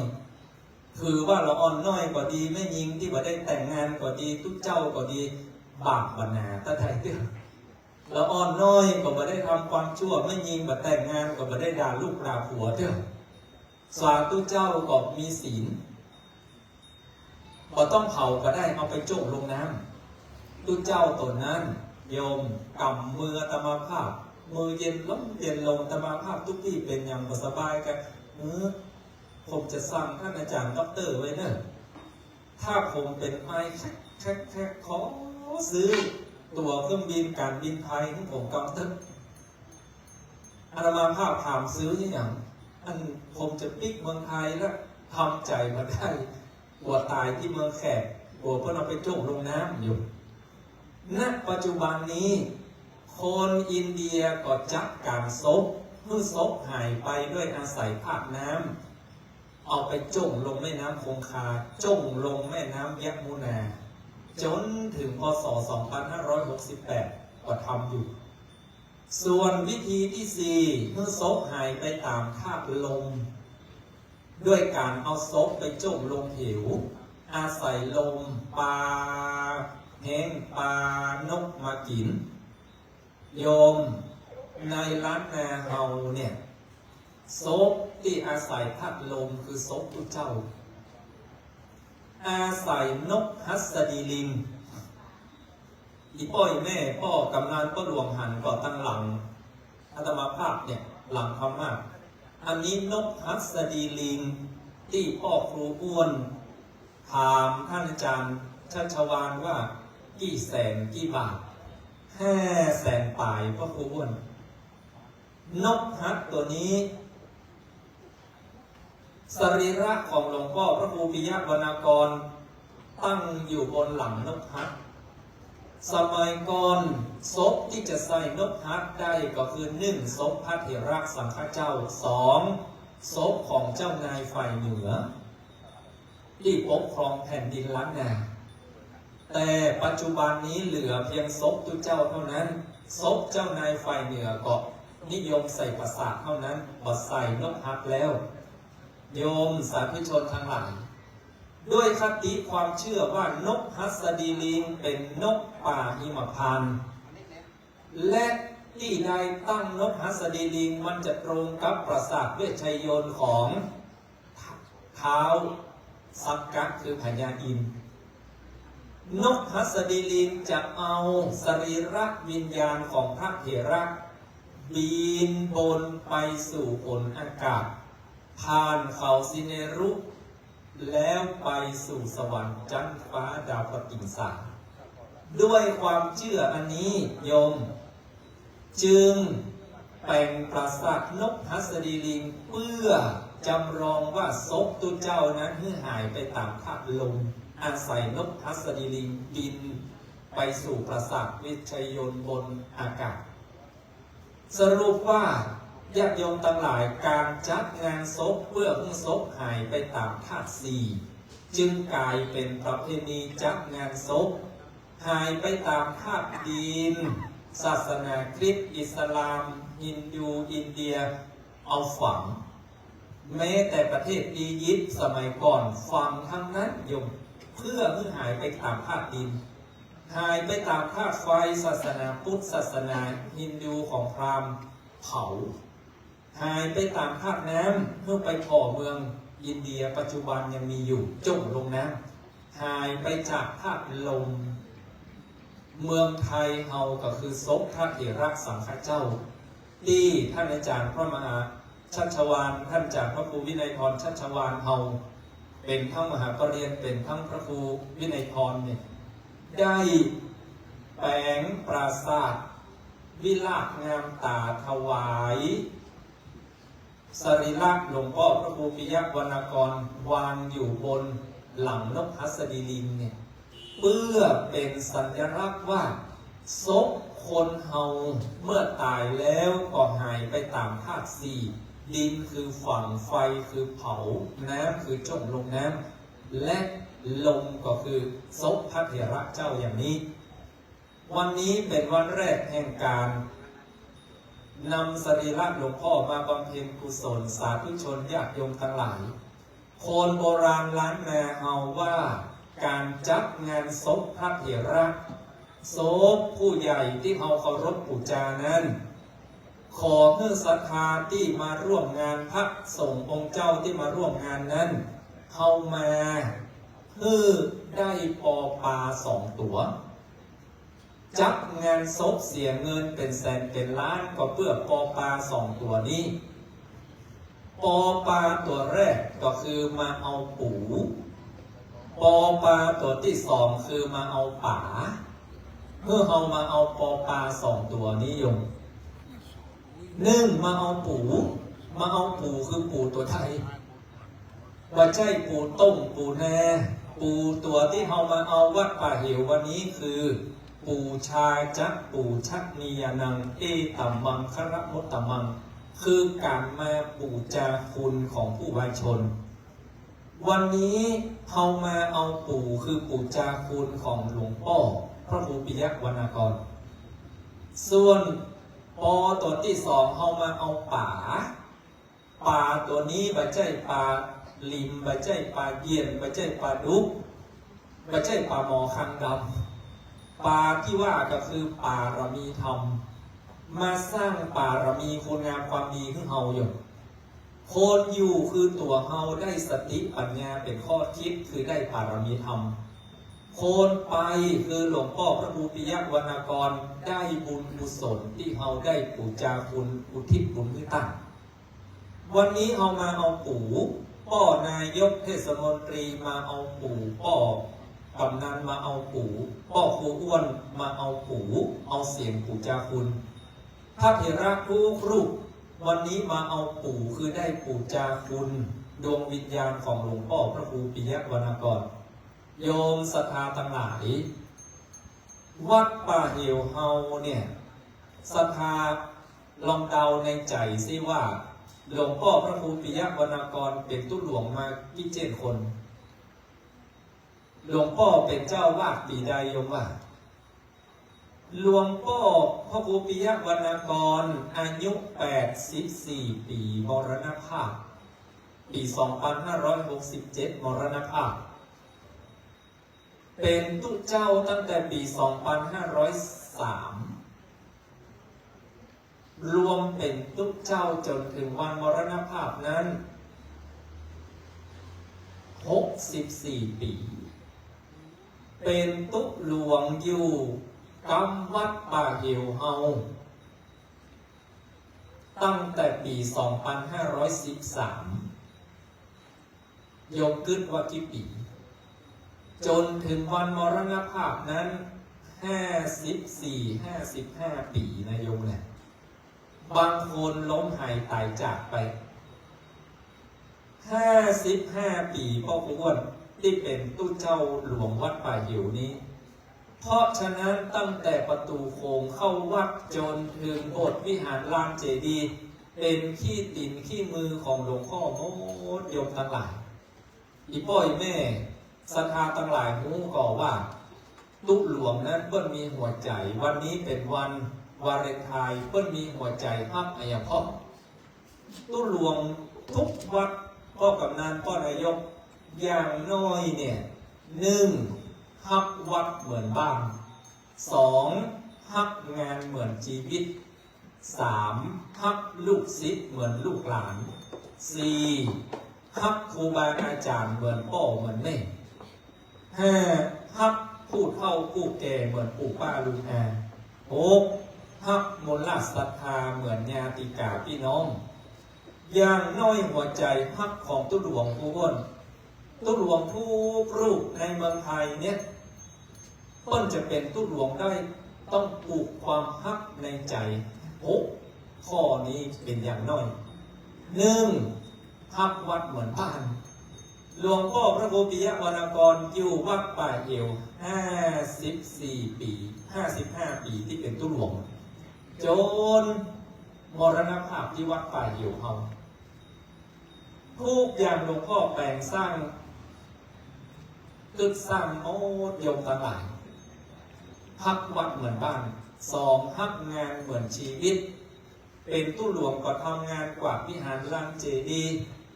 และยังบอกหลวงพ่อเคยเป็นอดีตเจ้าคณะตำบลแล้วลาออกได้พระครูสัญญบัตรก็ได้ในตำแหน่งพระเจ้าคณะตำบลแต่ด้วยความมักน้อยสันโดษหลวงพ่อจึงลาออกมอบให้ลูกศิษย์ลูกหาดำเนินการแต่งโยมรับงานเหมือนชีวิต 3. รับลูกศิษย์เหมือนลูกหลานศรัทธายังมีลูกตัวลูกในท้องในไส้แต่ลูกเจ้าหลวงนั้นบ่มีลูกตัวเก่าก็เอาลูกเปิดมาเลี้ยงฮักลูกศิษย์เหมือนลูกหลานตะกี้หลวงพ่อพระครูวิเศษศรีมากรพ่ออ้วนหลวงพ่อบอกว่าปีนี้ลูกศิษย์ที่วัดศรีมารามไปสอบปริญญาธรรม4 ประโยค 2, 3, 4 ลูกหลวงพ่อถวายเงินเดือนทุกเดือนรูปละ900 บาท900 บาทที่อูอย่างนี้เพื่อท่านอาจารย์พระครูวินัยพรชัชวานจะไปขอเงินเดือนพ่อเพื่อจะสอบประโยค 4 ประโยค 5เนี่ยวันที่20ที่จะถึงเนี่ยโยมตุ๊กเจ้าหลวงนั้นฮักลูกศิษย์เหมือนลูกหลานฮักครูบาอาจารย์เหมือนพ่อเหมือนแม่พอออกจากห้องอกพ่อแม่มาบวชถึงว่าอายุ12-13ใครเป็นอุปชาใครอุปถากเรือพ่อเหมือนพ่อเหมือนแม่ฮักครูบาอาจารย์เหมือนพ่อแม่ฮักคนเฒ่าคนแก่เหมือนปู่ป้าลุงอาฮักมนต์ราชศรัทธาเหมือนญาติกาพี่น้องอันนี้คือหัวใจของตู้หลวงอยู่โยมยิ่งกว่านั้นหลวงพ่อพระครูปิยวรรณกร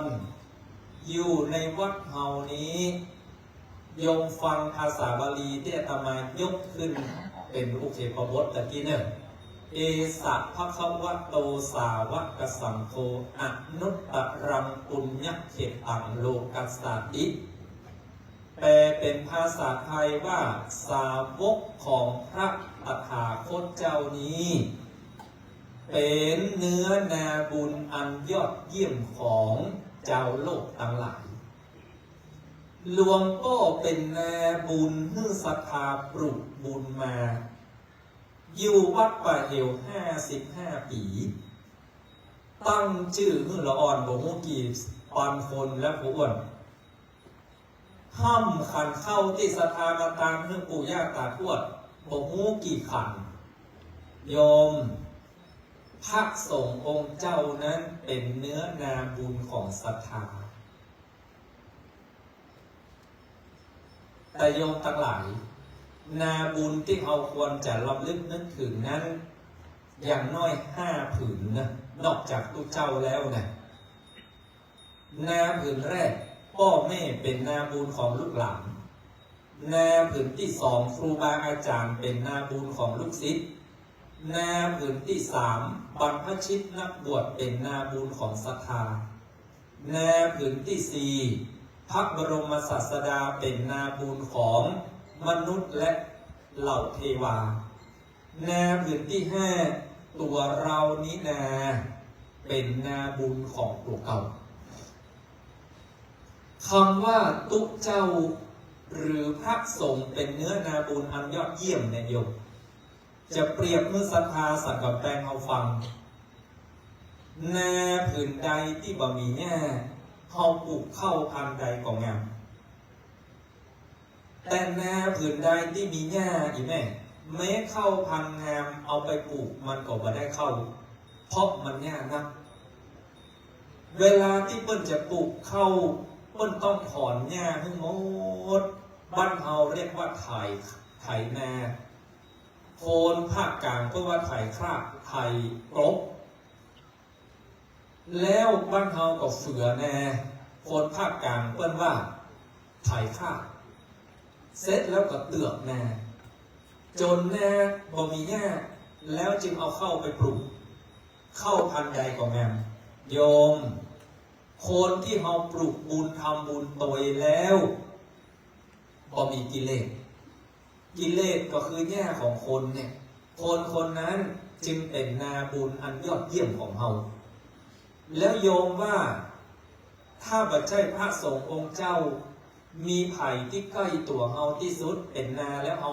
ปลูกบุญจะได้บุญนัก โยมพ่อแม่บ่มีแง่ในลูกบ่โกรธบ่เกลียดบ่โลภใครได้ของลูกมีอันใดมีแต่ฮื้อลูกฮื้อหลานเพราะฉะนั้นลูกหลานคนใดแค่ได้บุญก็ต้องปลูกบุญที่พ่อที่แม่พ่อแม่จึงเป็นนาบุญของลูกหลานพ่อไผ่แม่มันอยู่ซื้อเสื้อเพื่อท่านนุ่งซื้ออาหารเพื่อท่านกิน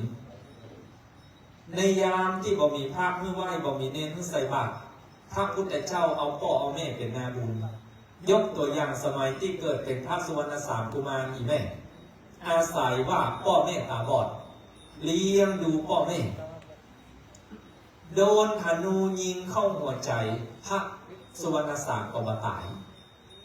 ได้น้ำตาแม่อธิษฐานว่าลูกกตัญญูของฟื้นพระสุวรรณสามก็ฟื้นอยู่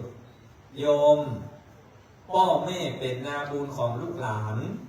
ครูบาอาจารย์เป็นนาบุญของลูกศิษย์หลวงพ่อพระครูปิยวรรณกรมีลูกศิษย์ลูกหาท่านอาจารย์พระครูวินัยทรชัชวานนอกจากเป็นลูกศิษย์เป็นลูกหลานจึงมารักษาการเจ้าอาวาสเพื่อทำบุญอุทิศให้หลวงพ่อเป็นวาระสุดท้ายเพราะหลวงพ่อนั้นเป็นนาบุญของลูกศิษย์อาจารย์เป็นนาบุญของลูกศิษย์บรรพชิตนักบวชเป็นนาบุญของศรัทธาตุเจ้าทุกรูปทุกองค์โยมพ้นถอนแง่ตึงวันตื่นเจ้าขึ้นมาโยโสภควาคำว่าเจ้าถอนแง่ไปรอบละพอดวงอาทิตย์โผล่ขึ้นขอบฟ้ากำไม่กวาดมากวาดวิหารลานวัดถอนแง่ตัวเก่าคือไล่กิเลสออกจากตัวเนนน้อยตุเจ้าน้อย8 โมงกินข้าวบิณฑบาตมาฉันข้าวแล้วไปเรียนหนังสือพระธรรมวินัยสิโยอังโยนาหิสนังปุริโสปุริสาไปเรียนหนังสือรักษาธรรมะพระเจ้าถอนเนี่ยเป็นรอบที่3นี่แม่ปีจากโรงเรียนมาล้างถ้วยล้างบาตรกวาดวิหารลานเจดีย์แห่งรอบ1ถอนเนี่ยเป็นรอบที่4 1 ทุ่มตีละครั้งเก่งโยโสภควาอิมินาสการเรนะถอนเนี่ยก่อนจะเข้านอนคือทำวัดเย็นโยมเขาเชื่อว่าพี่เจ้าเพิ่นถอนหน้าอย่างนี้หลวงพ่อพระครูปิยวรรณกรเพิ่นจึงเป็นนาบุญ54 ปีที่เอาตามเข้าเมื่อพ่อเมื่อแม่เพิ่นก็เป็นคนห้ำคนฮือปอนเนี่ยเพิ่นว่านาบุญโยมพระบรมศาสดาเป็นนาบุญของมนุษย์และเหล่าเทวา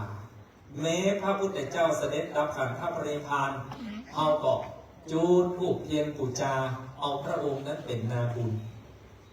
แต่ศรัทธาทั้งหลายนาบุญ4 ผืนนี้ยังบ่เต้านาบุญผืนสุดท้ายเนอะมีอยู่เตื้อนึงพระพุทธเจ้าเอาเสด็จไปกุมเข้าบิณฑบาตไปปักใส่เจ้านาแล้วพระพุทธเจ้าก็อุ้มบาตรไปกุมเข้าที่บ้านเจ้านาถามพระพุทธเจ้าว่าข้าพระองค์ทั้งหลายปลูกเข้าก็ได้เข้ามาเลี้ยงลูกเลี้ยงเมียเปิ้นไปค้าไปขายเปิ้นก็ได้เงินกำไรเปิ้นก็มาเลี้ยงลูกเลี้ยงเมียพระองค์มือก็มีเท้าก็มีแล้วพระองค์ยังมาทำนาพ่อยิ่งอย่างอุ้มบาตรมาขอเข้าเพิ่นกินโยมว่าพระพุทธเจ้าจะตรัสตอบกับพราหมณ์ว่าอย่างไรพระพุทธเจ้าตรัสว่าพราหมณ์เฮาก็ทำนาเหมือนท่านนี่เด้อเจ้านาผู้เป็นพราหมณ์คนนั้นถามพระพุทธเจ้าว่าพระองค์ว่าทำนาแล้วมีไหนนาพระองค์แล้วอย่างใดพระองค์จึงมาขอเข้าคนกินมีไหนเข้าพระพุทธเจ้าจี้เข้าตัวเก่าพราหมณ์นาคือตัวเฮาเนี่ยร่างกายอวัยวะตั้งแต่หัวถึงตีนนี้คือนาแต่เฮาก็ได้ปลูกเข้าเหมือนตั้งเฮาปลูกบุญปลูกธรรมะเมื่อเฮามีบุญมีธรรมะแล้วเฮาก็เอาธรรมะไปเผยแผ่ไปแจกให้คนทั้งหลายสาธุชนทั้งหลาย พราหมณ์คนนั้นฟังพระพุทธเจ้าอย่างนี้แล้วเกิดความเลื่อมใสก้มลงกราบแล้วรับเอาพระพุทธเจ้าเป็นสรณะที่พึ่งนั่นหมายความว่าคนเฮานี้เป็นแนวบุญปลูกบุญที่ตัวเก่าอยู่เมื่อโยมถอนแง่ตัวเก่าแง่ของเฮาก็คือโลภโกรธหลงวันนี้โยมทั้งหลายนอกจากเฮามาเอาปู่คือปู่จาคุณหลวงพ่อพระครูปิยวรรณกรดังกล่าวแล้วศรัทธาก็มาถอนแง่ตัวเก่าแล้วปลูกบุญที่แนวบุญก็คือตัวเอาตัวเรานี่นะเป็นนาบุญของไผ่ของมันพ่อกำนันเฮาเอานาคือตัวพ่อกำนันนั่นแหละปลูกบุญที่ตัวเก่าพ่อนายกตำบลสันกำแพงเฮาก็ปลูกบุญที่ตัวเก่าเฮาแต่ถึงอย่างไรก็แล้วแต่โยมทั้งหลายพระพุทธเจ้าตรัสว่าภิกษุสงฆ์องค์สามเณรนั้นเป็นเนื้อนาบุญอันยอดเยี่ยมของมวลมนุษย์ทั้งหลายเหมือนหลวงพ่อพระครูปิยวรรณกรท่านก็เป็นนาบุญคือศรัทธาเฮาเป็นตุหลวงวัดป่าเอวเฮา54-55 ปีวันนี้เฮาจึงมาเอาปู่คือปู่จาคุณหลวงพ่อไผถ้าจะปู่จาคุณวันคู่แห่งวันค่ำขึ้นหุ่งแล้ววันฮือวันพระราชทานเพลิงศพไผ่มีสตางค์น้อยกว่าปู่จาผ้าสบงน้อยไผ่มีสตางค์นักกว่าปู่จาผ้าไตรจีวรไผ่มีสตางค์กว่าปู่จาหลวงไผ่มีเงินหมื่นเงินพันปู่จาเครื่องสังฆทานจ้อยท่านอาจารย์พระครูวินัยธรชัชวานเมื่ออุทิศบุญกุศลถึงดวงวิญญาณหลวงพ่อพระครูปิยวรรณกรยังมีเวลาอยู่เอาลูกเอาหลานมาบูชาหลวงบูชาผ้าเป็นการบูชาด้วยอามิตรสิ่งของแล้วสิ่งที่เราจะได้ก็คือบุญกุศลส่วนอันที่สองที่อาตมาภาพว่าปอตัวที่สองคือมาเอาป่าเอามาเอาป่าเรามีทำสร้างคุณงามความดีให้ตัวเอาโยมทั้งหลายการอยู่ในโลกนี้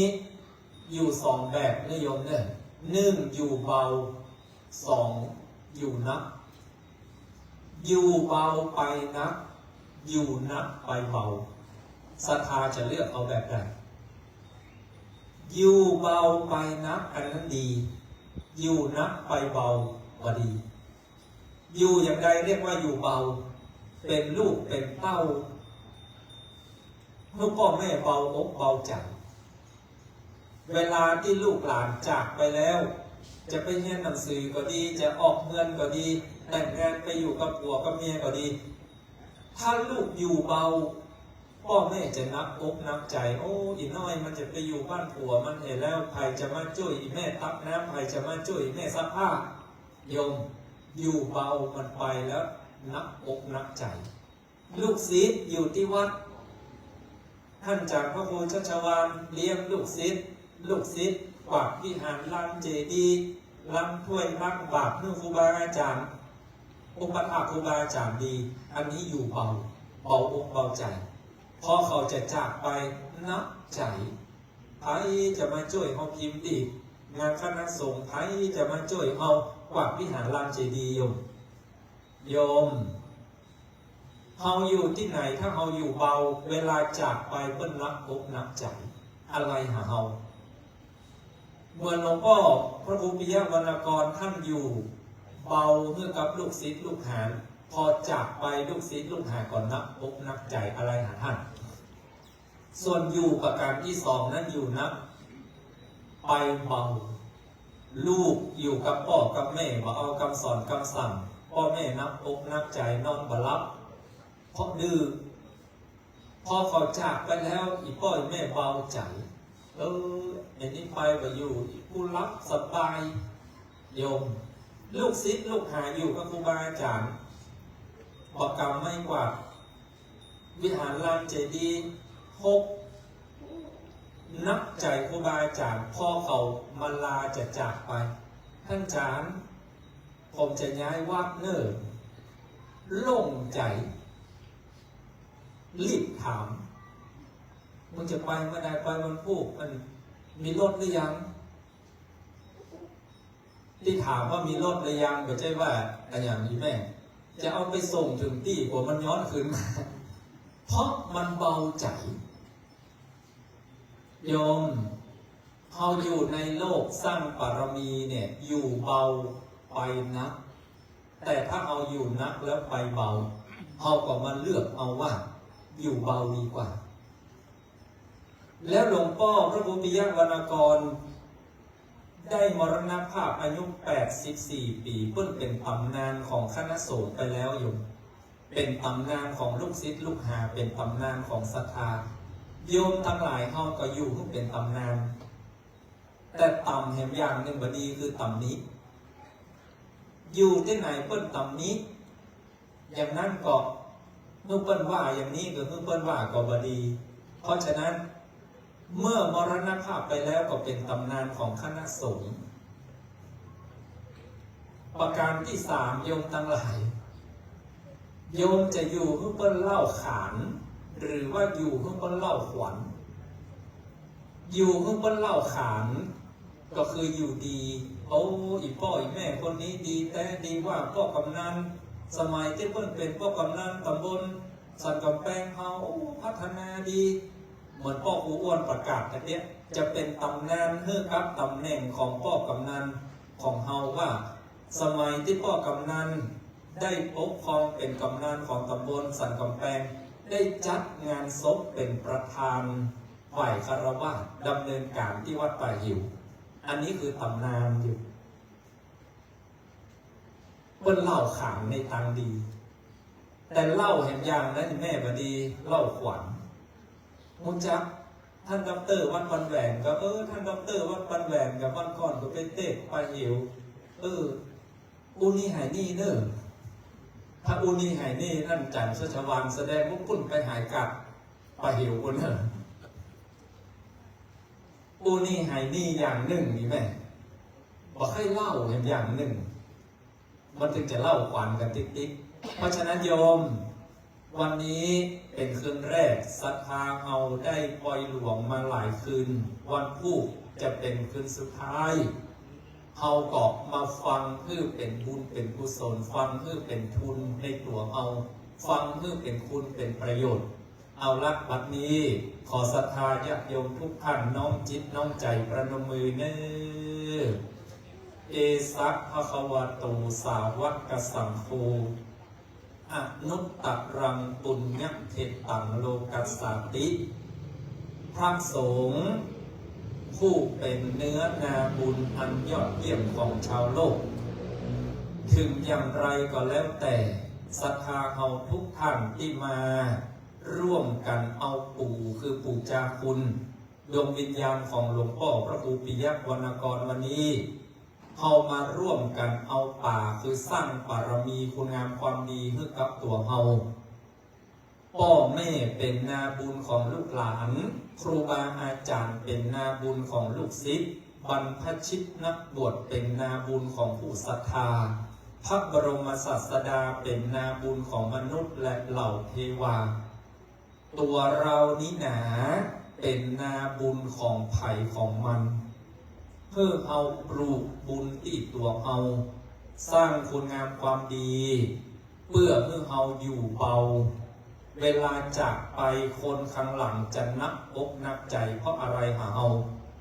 อยู่ที่ไหนเอาจะเป็นตำนานบ่คือเปิ้นตำนี้เมื่อเอา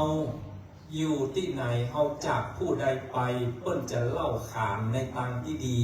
จะบ่มีภัยเล่าขวัญเอารับหลังนี้คือการสร้างบารมีคุณงามความดีในวันนี้ขอบุญกุศลที่เราได้กระทำบำเพ็ญด้วยการมาเอาปู่มาสร้างป่าคือบารมีด้วยการฟังเทศน์จงเป็นตบะเดชะพระวปัจจัยอุทิศถึงดวงวิญญาณหลวงพ่อพระครูปิยวรรณกรผู้เป็นที่เคารพบูชาของเราทั้งหลาย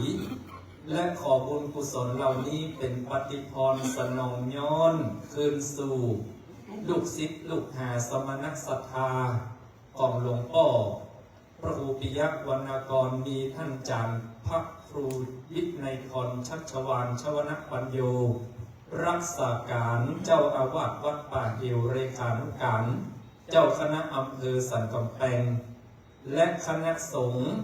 อำเภอสันกำแพงโดยเฉพาะเจ้าภาพการเต็กในค่ำคืนนี้คณะสงฆ์ตำบลสันกำแพงทั้งเขต 1 เขต 2ตลอดถึงมลสภาตั้งหลายป่อนายกป่อกำนันผู้นำท้องถิ่นท้องที่สาธุชนญาติโยมทุกท่านเมื่อมีความสุขความเจริญด้วยอายุวันนักสุขภลักษณ์ปฏิภาณทัพนักสารธรรมสารสมบัติสุขอิพัฒนมงคลพระธรรมเทศนาสมสมัยได้เวลาขอยุติลงคงไว้แต่เพียงเท่านี้เอวังก็มีด้วยประกาศนี้ สาธุสาธุสาธุ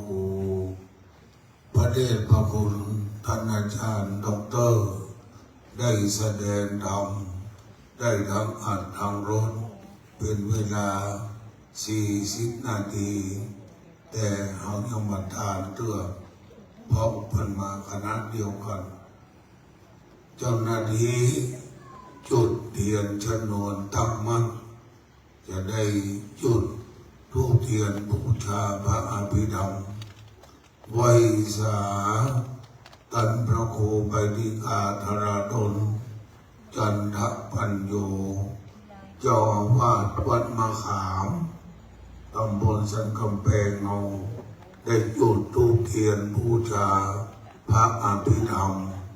และพระคุณเจ้าจตุรวักษีรูปสำนักวัดพันแหวนเวียงเทียมใหม่จะได้จับธรพัดพัดรองไปไม่กลับหลับไม่ตื่นฟื้นไม่มีนี้ไม่พ้นพวกเราประนมมือนะครับ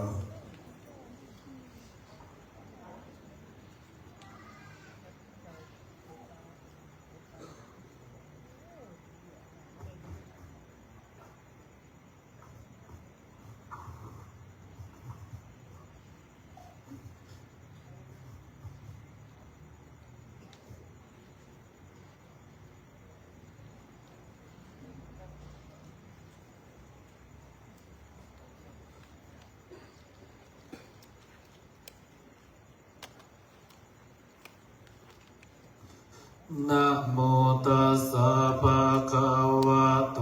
อะระโตสัมมาสัมพุทธัสสะนะโมตัสสะภะคะวะโตอะระหะโตสัมมาพุทธัสสะนะโมตัสสะภะคะวะอะระหะโตสัมมาสัมพุทธัสสะกุศลธรรมะอากุศลธรรมะอัพยากตาธรรมะกตาเมธรรมะกุศลายาสมิงสมาเยกัมมาวาจากุศลังจิตตังอุปันนังโหติสุนัสสะสหตังญาณสัมปัต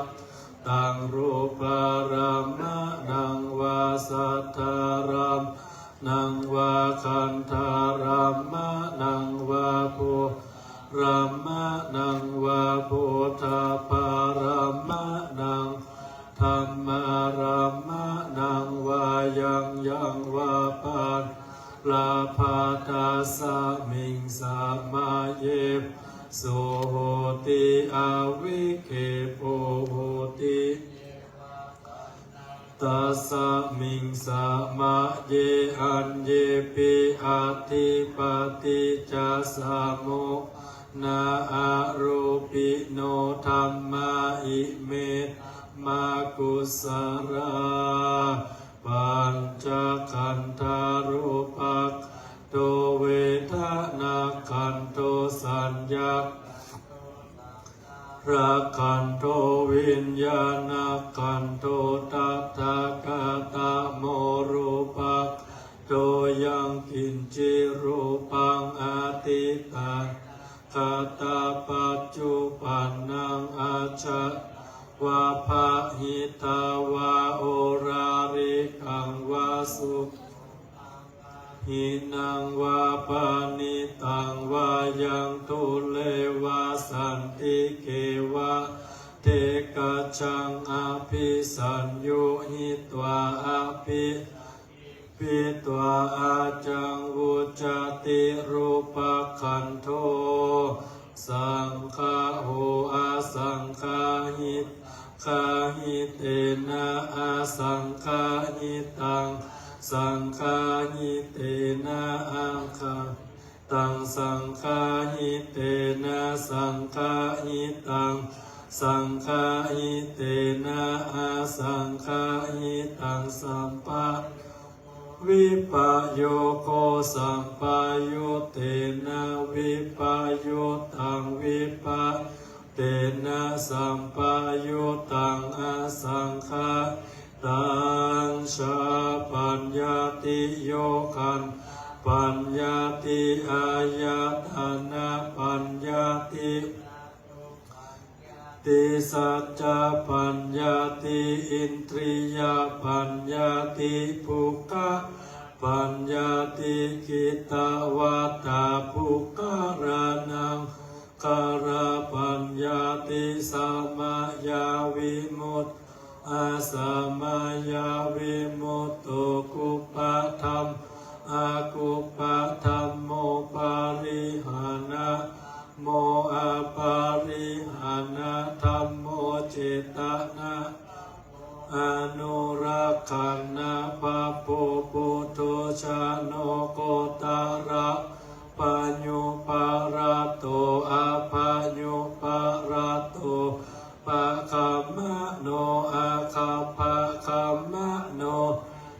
โตอานิยโตปฏิปันนะโกภะเรทิโตหาอาราหัตตายาปฏิปันโนภูคาโรอุปาราปฏิชัจจิกตามันตายโยชาจิกะโตปะละมะโตตะโตสุภุโลอุปาราปฏิชัจจิกตาปะมาเทนะเทวังวัตเพอาจานานินิคาหังหันจิคาโรอุปาราปฏิชัจจิกตาปะมาเตนะเตนะวัตเรวัตเปโยจิกโตปารามะโตตะโตสุภุอุปาราปฏิชัจจิกตาปาราเมตะติมิจฉาเยกิจิกุสารธรรมสัพเพเตกุสลามุลาเยวะนากุสลามุลายะเปเตธัมมาสาลาติกินจิกุสารธรรมากุสลามุเลนะเอกะมุลาวะปันนากุสเลเลนะเอกะมุลาสัพเพเตธัมมาสาลาเหตุปัจจโยรามานาปัจจโยอาทิปติปัจโยอารันตานาปัจจโยสัมมาตาราปัจจโยชาหาชาตาจโยอัญญมัญญปัจจโยนิสัยปัจจโยอุปาณิสัยปัจจปัจจโยปัจจจตาปัจจโยอาเสวะปัจจโยกัมมะปัจจโยวิภากะจโยอาหาลาปัจจโยอินยาปัจจโยชานะปัจจโยมัคคะจโยสัมปายุตตาปัจจโยวิภาตาปัจจโยอธิปัจจโยนัตถิ จโยวิคตาปัจจโยอาวิคตาปัจจโย สาธุสาธุสาธุพระคุณเจ้าคณะสงฆ์ตำบลชนกำแพงได้ราชผู้ชายโยมขยับขยธรรมเป็นที่เรียบร้อยจนนาทีได้ประคองผ้าทองสกุลไว้จะทอดอยู่2 ชุด ชุดละ4 ผืนชุดที่ 1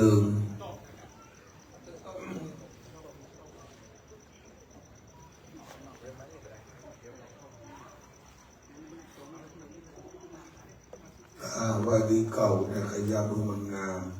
เวลาจะถ่ายรูปมันจะดูนะงดงามชุดที่ 1 4 ท่านมาเราพาไปทอดพร้อมๆกันไปนั่งที่เดิมชุดที่ 2ทอดแล้วก็นั่งกันนั่งไว้จังน้อยจะได้ถ่ายรูปมันอย่างงามบนองค์ดีนยุทธพุทธรัตน์เป็นท่านที่ 1พ่อหลวงวัชรพงศ์สืบศักดาคุณแม่หลวงสุพินขัตติวงศ์พ่อหลวงทศพลใจคำทอดที่พุทธคำเลิกอีกคนจับแท่นทำทอดในพุทธคำพุทธที่พาผู้ใส่โยมยื่นมา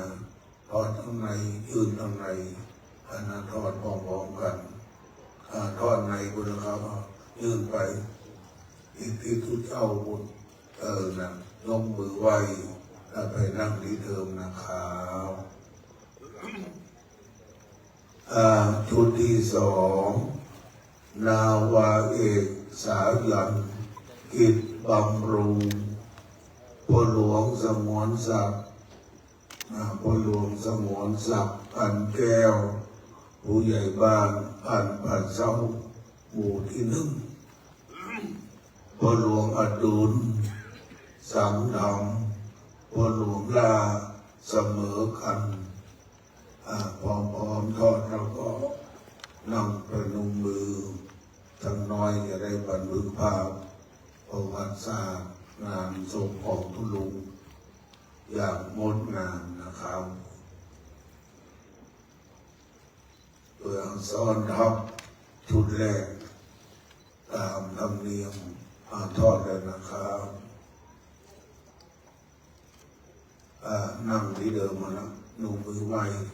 จะน้อยจะได้ถ่ายรูปไหวสาพระคุณเจ้าจับถ้าเราพัดลองพิจารณาทุกท่านประนมมือ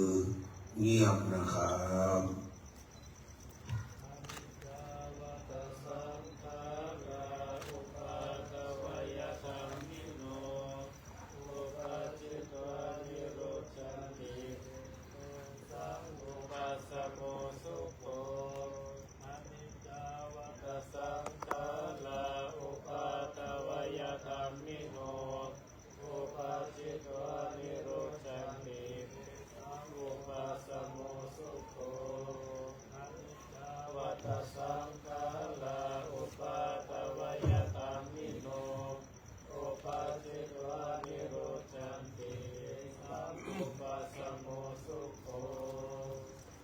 สา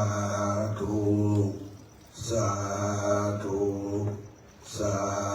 ธุกลับไปนั่งที่เดิมเจ้าหน้าที่พับปูชาโยงทักเข้าที่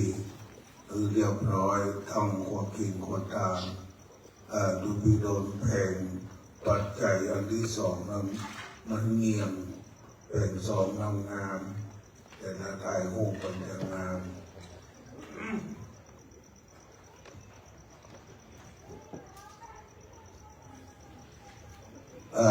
ประเคนดังนี้ถวายกันพระพุทธ เรียนเยินพ่อกำนันเกียงศักดิ์โพธิพ่อกำนันตำบลสังกำแพงประธานจัดงานพระราชทานเพลิงศพออกเวรฝ่ายคณะวาสเจิญปอกแว่นนะครับบอกว่าปอกแว่นอนุรักษ์ภาษาเมืองเอาไว้มันจะหายท่านถวายแล้วก็มานั่งที่เดิมถวายกันเทศ2 ท่านฝ่ายบรรพชิตคือฝ่ายทุเจ้าท่านพระครูพัทรบุญญโชติเจ้าคณะตำบลสังกำแพงเขต 1ประธานจัดงานพระราชทานเพลิงศพฝ่ายบรรพชิตท่านเจ้าวาดวัดศรีบุญเรืองปัดเศร้าน้ำบดยาวว่าที่ร้อยที่ปัญญาอุ่นประดิษฐ์ท่านนายกเทศมนตรีสันกำแพงรองประธานจัดงานฝ่ายคารวะเชิญท่านนายกครับผมประเคนเสร็จเป็นนั่งที่เดิมศรัทธาสาธุสาธุสาธุ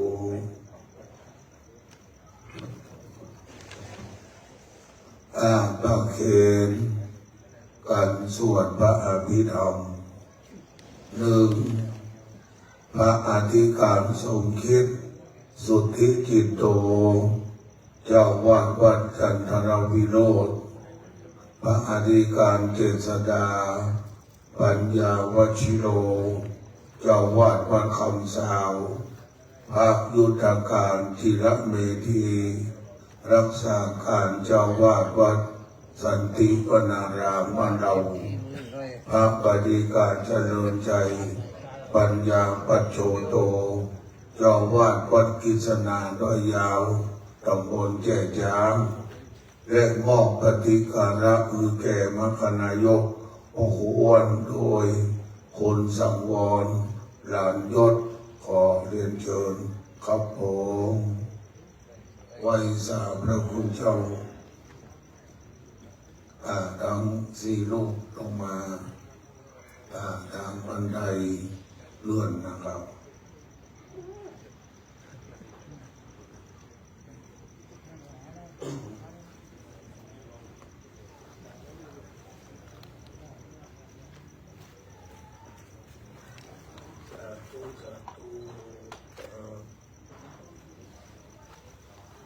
พระพุทธเจ้าสาธุสาธุสาธุกับปฏิการทรงเดิมเรียนพ่อกำนันท่านนายกท่านผู้ที่เกียรตินำญาติอยู่หน้านะครับเริ่มญาติาก็กวดหรือตุลุงตามธรรมเนียมไหว้สาพระเดชพระคุณท่านอาจารย์ด็อกเตอร์ขึ้นยะถาคณะสวดไตรลักษณ์สัพพีกราบเรียนเชิญทุกท่านเตรียมตัวญาติน้ำนะครับยะถาวาริวัหาปูลาปาริปุเรนติสาคลังเอวะเมวะอิโตทินังเปตานังอุปกัปปติอิชิตังปฏิตังตุมหังคิปะเมวะสมิจฉตุสัพเพปุเรนตุสังกัปปาจันโทปนะระโสยะธามณิโชติระโสยะธาติโยวิวัชชันโตสัมปโรโควินาสตุมาเตภวะตวันตรายโยสุขิติกายุโกภวะอาภิวาทนาสิลิสานิจจังยิโนจันตารโรธรรมาวัฏันติอายุวันโนสุขังปัลลังอายังจัมโพธากินาตินาสังฆัมหิสุปฏิติตาธิคารตังอิตายะสัทธานาโสติโสยติธัมโมจะอายังนิทัสสิโตเปตานาปูชาจะกาตาอุราลาภลัญจะภิกขุนามนุปาทินังตุมเหหิปุญญังปัสสุตัง กันติภาวะตุสัพพะมังคลังรักขันตุสัพพะเทวตาสัพพะพุทธานุภาเวนัสสัทธาสุทิภวันตุเตพระมังคลังรักขันตุสัพพะเทวตาสัพพะธัมมานุภาเวนัสสัทธาสุทิภวันตุเตภวตุสัพพะมังคลังรักขันตุเทวตาสัพพะสังฆานุภาเวนัสสัทธาสุทิภวันตุเต สาธุสาธุสาธุโบราณล้านนาเชียงใหม่สันกำแพงปางหิวบ้านเรามันครบองค์สามอันได้ทานรักษาศีลเจริญจิตภาวนาไหว้สาพระคุณเจ้ากราบเรียนทุกท่านมือขวาซ้อนมือซ้ายเจริญจิตภาวนาถวายเป็นพระราชกุศลพระกุศลและบุญกุศลถึงทุลุงนะครับเนอประพฤติปฏิบัติพร้อมกันณบัดนี้เงียบนะครับ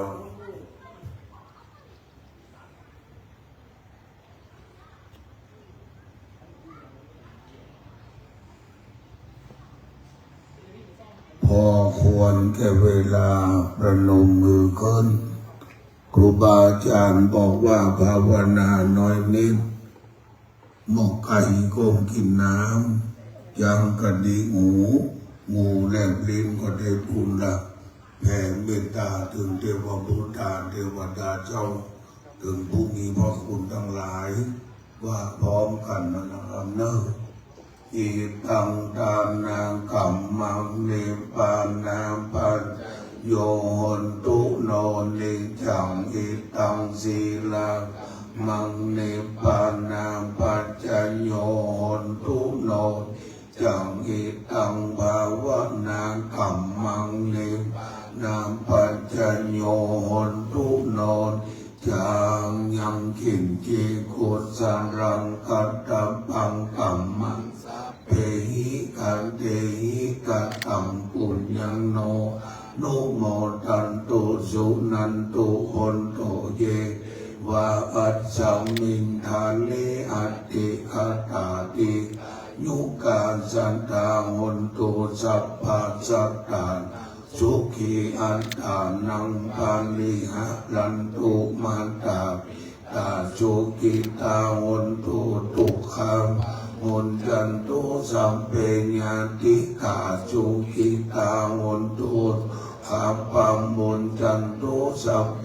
อัญญาติกาสุกิหนตุทุกขับปังมนจันตุสัพเพปิจาสัพเพข้าสัพเพเปตาสุกิตาหนตุตุปัมมุนจันตุสัพเพนักขัตตาสุกิหนตุตุขับปัมมุนจันตุสัพเพจัตติวาสุกิตาหนตุตุขับ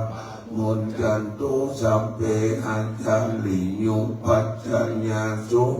ตาหนตุตุขับปัมมุนจันตุสัมปัตตินังสามิกันตุโว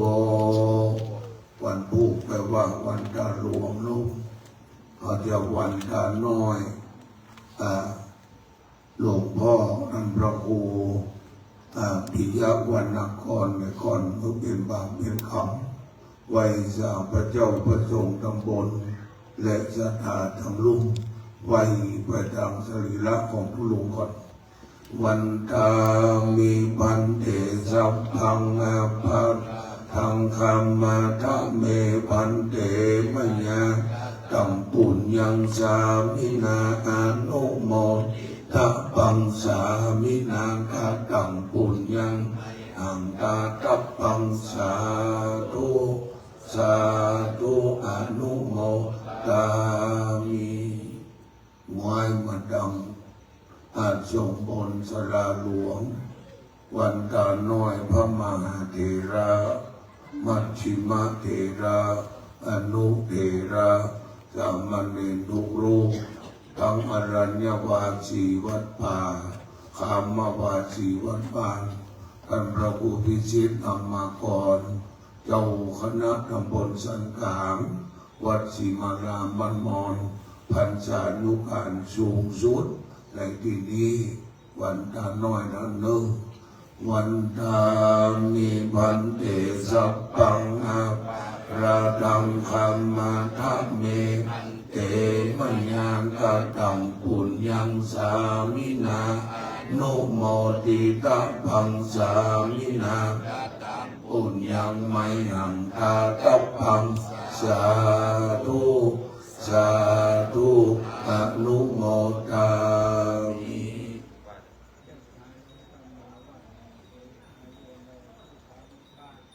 สาธุสาธุสาธุอันหน้าประดังพระเจ้าหลวงเนอเราจะกราบพระรัตนตรัยหลับดีฝันดีโชคดีตลอดไป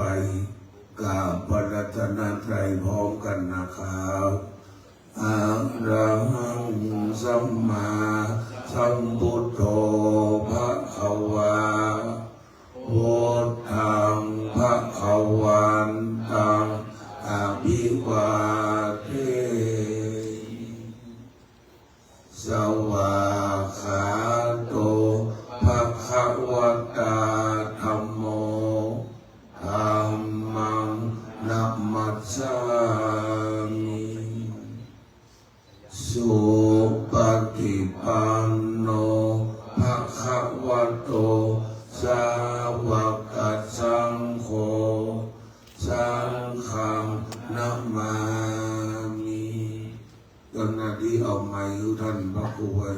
ที่ในทอนชัชวานชวนะปัญโยท่าน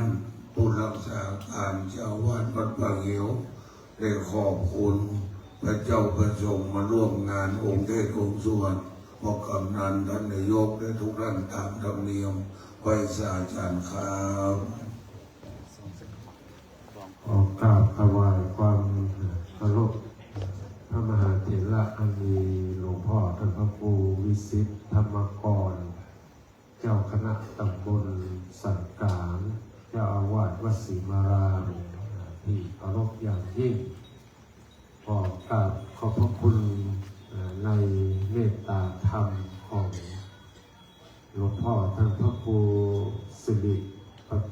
ปริยัติยานุสาสตร์รองเจ้าคณะอำเภอแม่แจ่มเจ้าอาวาสวัดพันแหวนที่เมตตาได้มาเป็นองค์แสดงพระธรรมเทศนาในงานออกเพลงพระราชทานเพลิงศพของหลวงพ่อท่านพระครูปิยะวรรณกรพร้อมกับด้วยคณะส่วนของวัดพันแหวนก็ต้องขอกราบขอบพระคุณในเมตตาทั้งคณะแล้วก็ขอกราบขอบพระคุณในคณะสงฆ์ตำบลสังกะแปงทั้งเขต1และเขต2โดยการนำของท่านพระครูพัทรบุญญโชติซึ่งเป็นเจ้าคณะตำบลสังกะแปงเขต1คืออดีตก็คือเจ้าคณะตำบลสังกะแปงเพิ่งจะแบ่งเขตการปกครองเป็น2 เขตอันเนื่องจากว่าในตำบลสังกะแปงนั้นมีวัดเข้าเกณฑ์ที่จะสามารถแบ่งเขตการปกครองตั้งแต่5 วัดเป็นต้นไปเพราะฉะนั้นก็ในวันนี้คณะสงฆ์ทั้ง2 เขตร่วมกับองค์กรในตำบลสังกะแปงมีชมรมกำนันผู้ใหญ่บ้านในตำบลสังกะแปงโดยการนำของพ่อกำนันเวียงทรัพย์โพธิแล้วก็ในส่วนขององค์กรก็มีเทศบาลตำบลสังกะแปงโดยการนำของท่านว่าที่ร้อยตรีปัญญาอุ่นประดิษฐ์นายกเทศบาลตำบลสังกะแปงพร้อมทีมคณะผู้บริหาร และก็ยังมีองค์การบริหารส่วนตำบลสังกะแปงซึ่งอยู่ในเขตเขตดึงแต่อยู่ในส่วนของตำบลสังกะแปงก็มี2 องค์กรด้วยกันตำบลเดียวมี2 องค์กรอยู่ในตำบลสังกะแปงแห่งนี้และบริบทของศรัทธาวัดป่าเหี่ยวนั้นก็อยู่ในเขตทั้ง2 เขตเพราะฉะนั้นท่านทั้งหลายได้มาร่วมกันเป็นเจ้าภาพสดับรับฟังพระธรรมเทศนาและสวดพระอภิธรรมอัตมภาพในนามของผู้รักษาการแทนเจ้าอาวาสก็ต้องขออนุโมทนาขอบคุณกับท่านทั้งหลายที่กล่าวนามไปแล้วนั้นโดยมีวัตถุประสงค์เหมือนเดียวกันก็คือการทำบุญอุทิศส่วนกุศลผลบุญให้กับดวงวิญญาณของหลวงพ่อท่านพระครูปิยะวรรณกรซึ่งตามที่ท่านด็อกเตอร์ท่านได้เทศคือหมู่เฮาทั้งหลายได้ฟังไว้ว่าหลวงพ่อมาอยู่ที่วัดป่าเหี่ยวแห่งนี้เป็นอันเวลายาวนานถึง55 ปีด้วยกันที่มาอยู่ในวัดป่าเหี่ยวแห่งนี้ย่อมที่จะมีผลงานสิ่งต่างๆนั้นประจักษ์แก่สายตาของศรัทธาบ้านป่าเหี่ยวเฮามาตั้งแต่ต้นอัตมาภาพได้นำเอารูปศรัทธารุ่นเก่าคงจะเหลือบรรณักละเอาลงไว้ในหนังสืออนุสรณ์ของหลวงพ่อท่านพระครูปิยะวรรณกรก็จะหันถึงความฮักความสามัคคีเป็นน้ำหนึ่งใจเดียวกันที่นำพาพุทธศาสนาคือเป็นรักใจในชุมชนของเรานี่นอกจากนั้นก็มีศรัทธาอุบาสกอุบาสิการุ่นปัจจุบันอัตมาภาพก็เรียบเรียงนำมาไว้เป็นอนุสรณ์หนังสือเล่มนี้ย่อมที่จะมีประโยชน์คือกับอนุชนคนรุ่นหลังได้หันได้โห่ถึงพลังแห่งความฮักความสามัคคีของพี่น้องศรัทธาบ้านป่าเหี่ยวตำบลสังกะแปงของเราเพราะฉะนั้นในค่ำคืนของวันนี้อาตมาภาพกับผมต้องขอกราบขอบพระคุณทั้งคณะสงฆ์ตำบลสังกะแปงทั้งคณะศรัทธาในตำบลสังกะแปงผ่านไปยังหน่วยงานองค์กรที่อยู่ในตำบลสังกะแปงที่มีส่วนร่วมเหมือนกันทุกท่านทุกคนขอเอากุศลที่ท่านทั้งหลายได้กระทำบำเพ็ญกันแล้วในค่ำคืนของวันนี้ส่งยุหนุนนำดวงวิญญาณของหลวงพ่อไปสู่ที่สุคติในสัมปรายภพตามเจตนาปรารภของหมู่เฮาทั้งหลายได้เถิดสาธุสาธุสาธุอาหารเบรกอาหารว่างมีก็ช่วยกันดูแลนะครับเนอะครับดังนั้นก็เป็นอันเสร็จพิธีด้วยคุณงามความดีวันพุธคืนสุดท้ายพระเดชพระคุณท่านเจ้าคุณพระเทพสิงห์พระราชาด็อกเตอร์รองเจ้าคณะจังหวัดเชียงใหม่เจ้าวาดวัดพระสิงห์วรมหาวิหารวัดหลวงเบียงเชียงใหม่จะได้มาเป็นองค์เทพองค์สวดก็ขอไหว้สาพระเจ้าประสงค์กราบเรียนทุกท่านในวันพุธแห่งธรรมนะครับเนอะสาธุ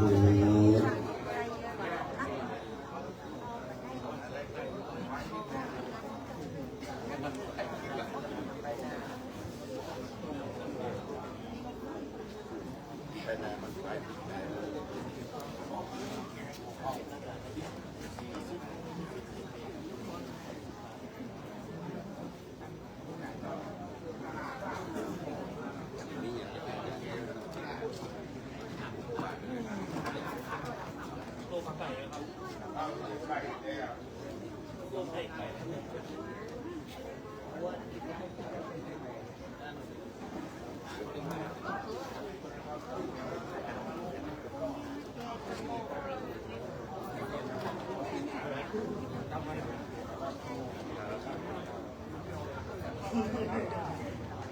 ลองจังนี่เปิงดี ลงที่จะลงออกลง เอา นะ นะ กำเท้านะ เอา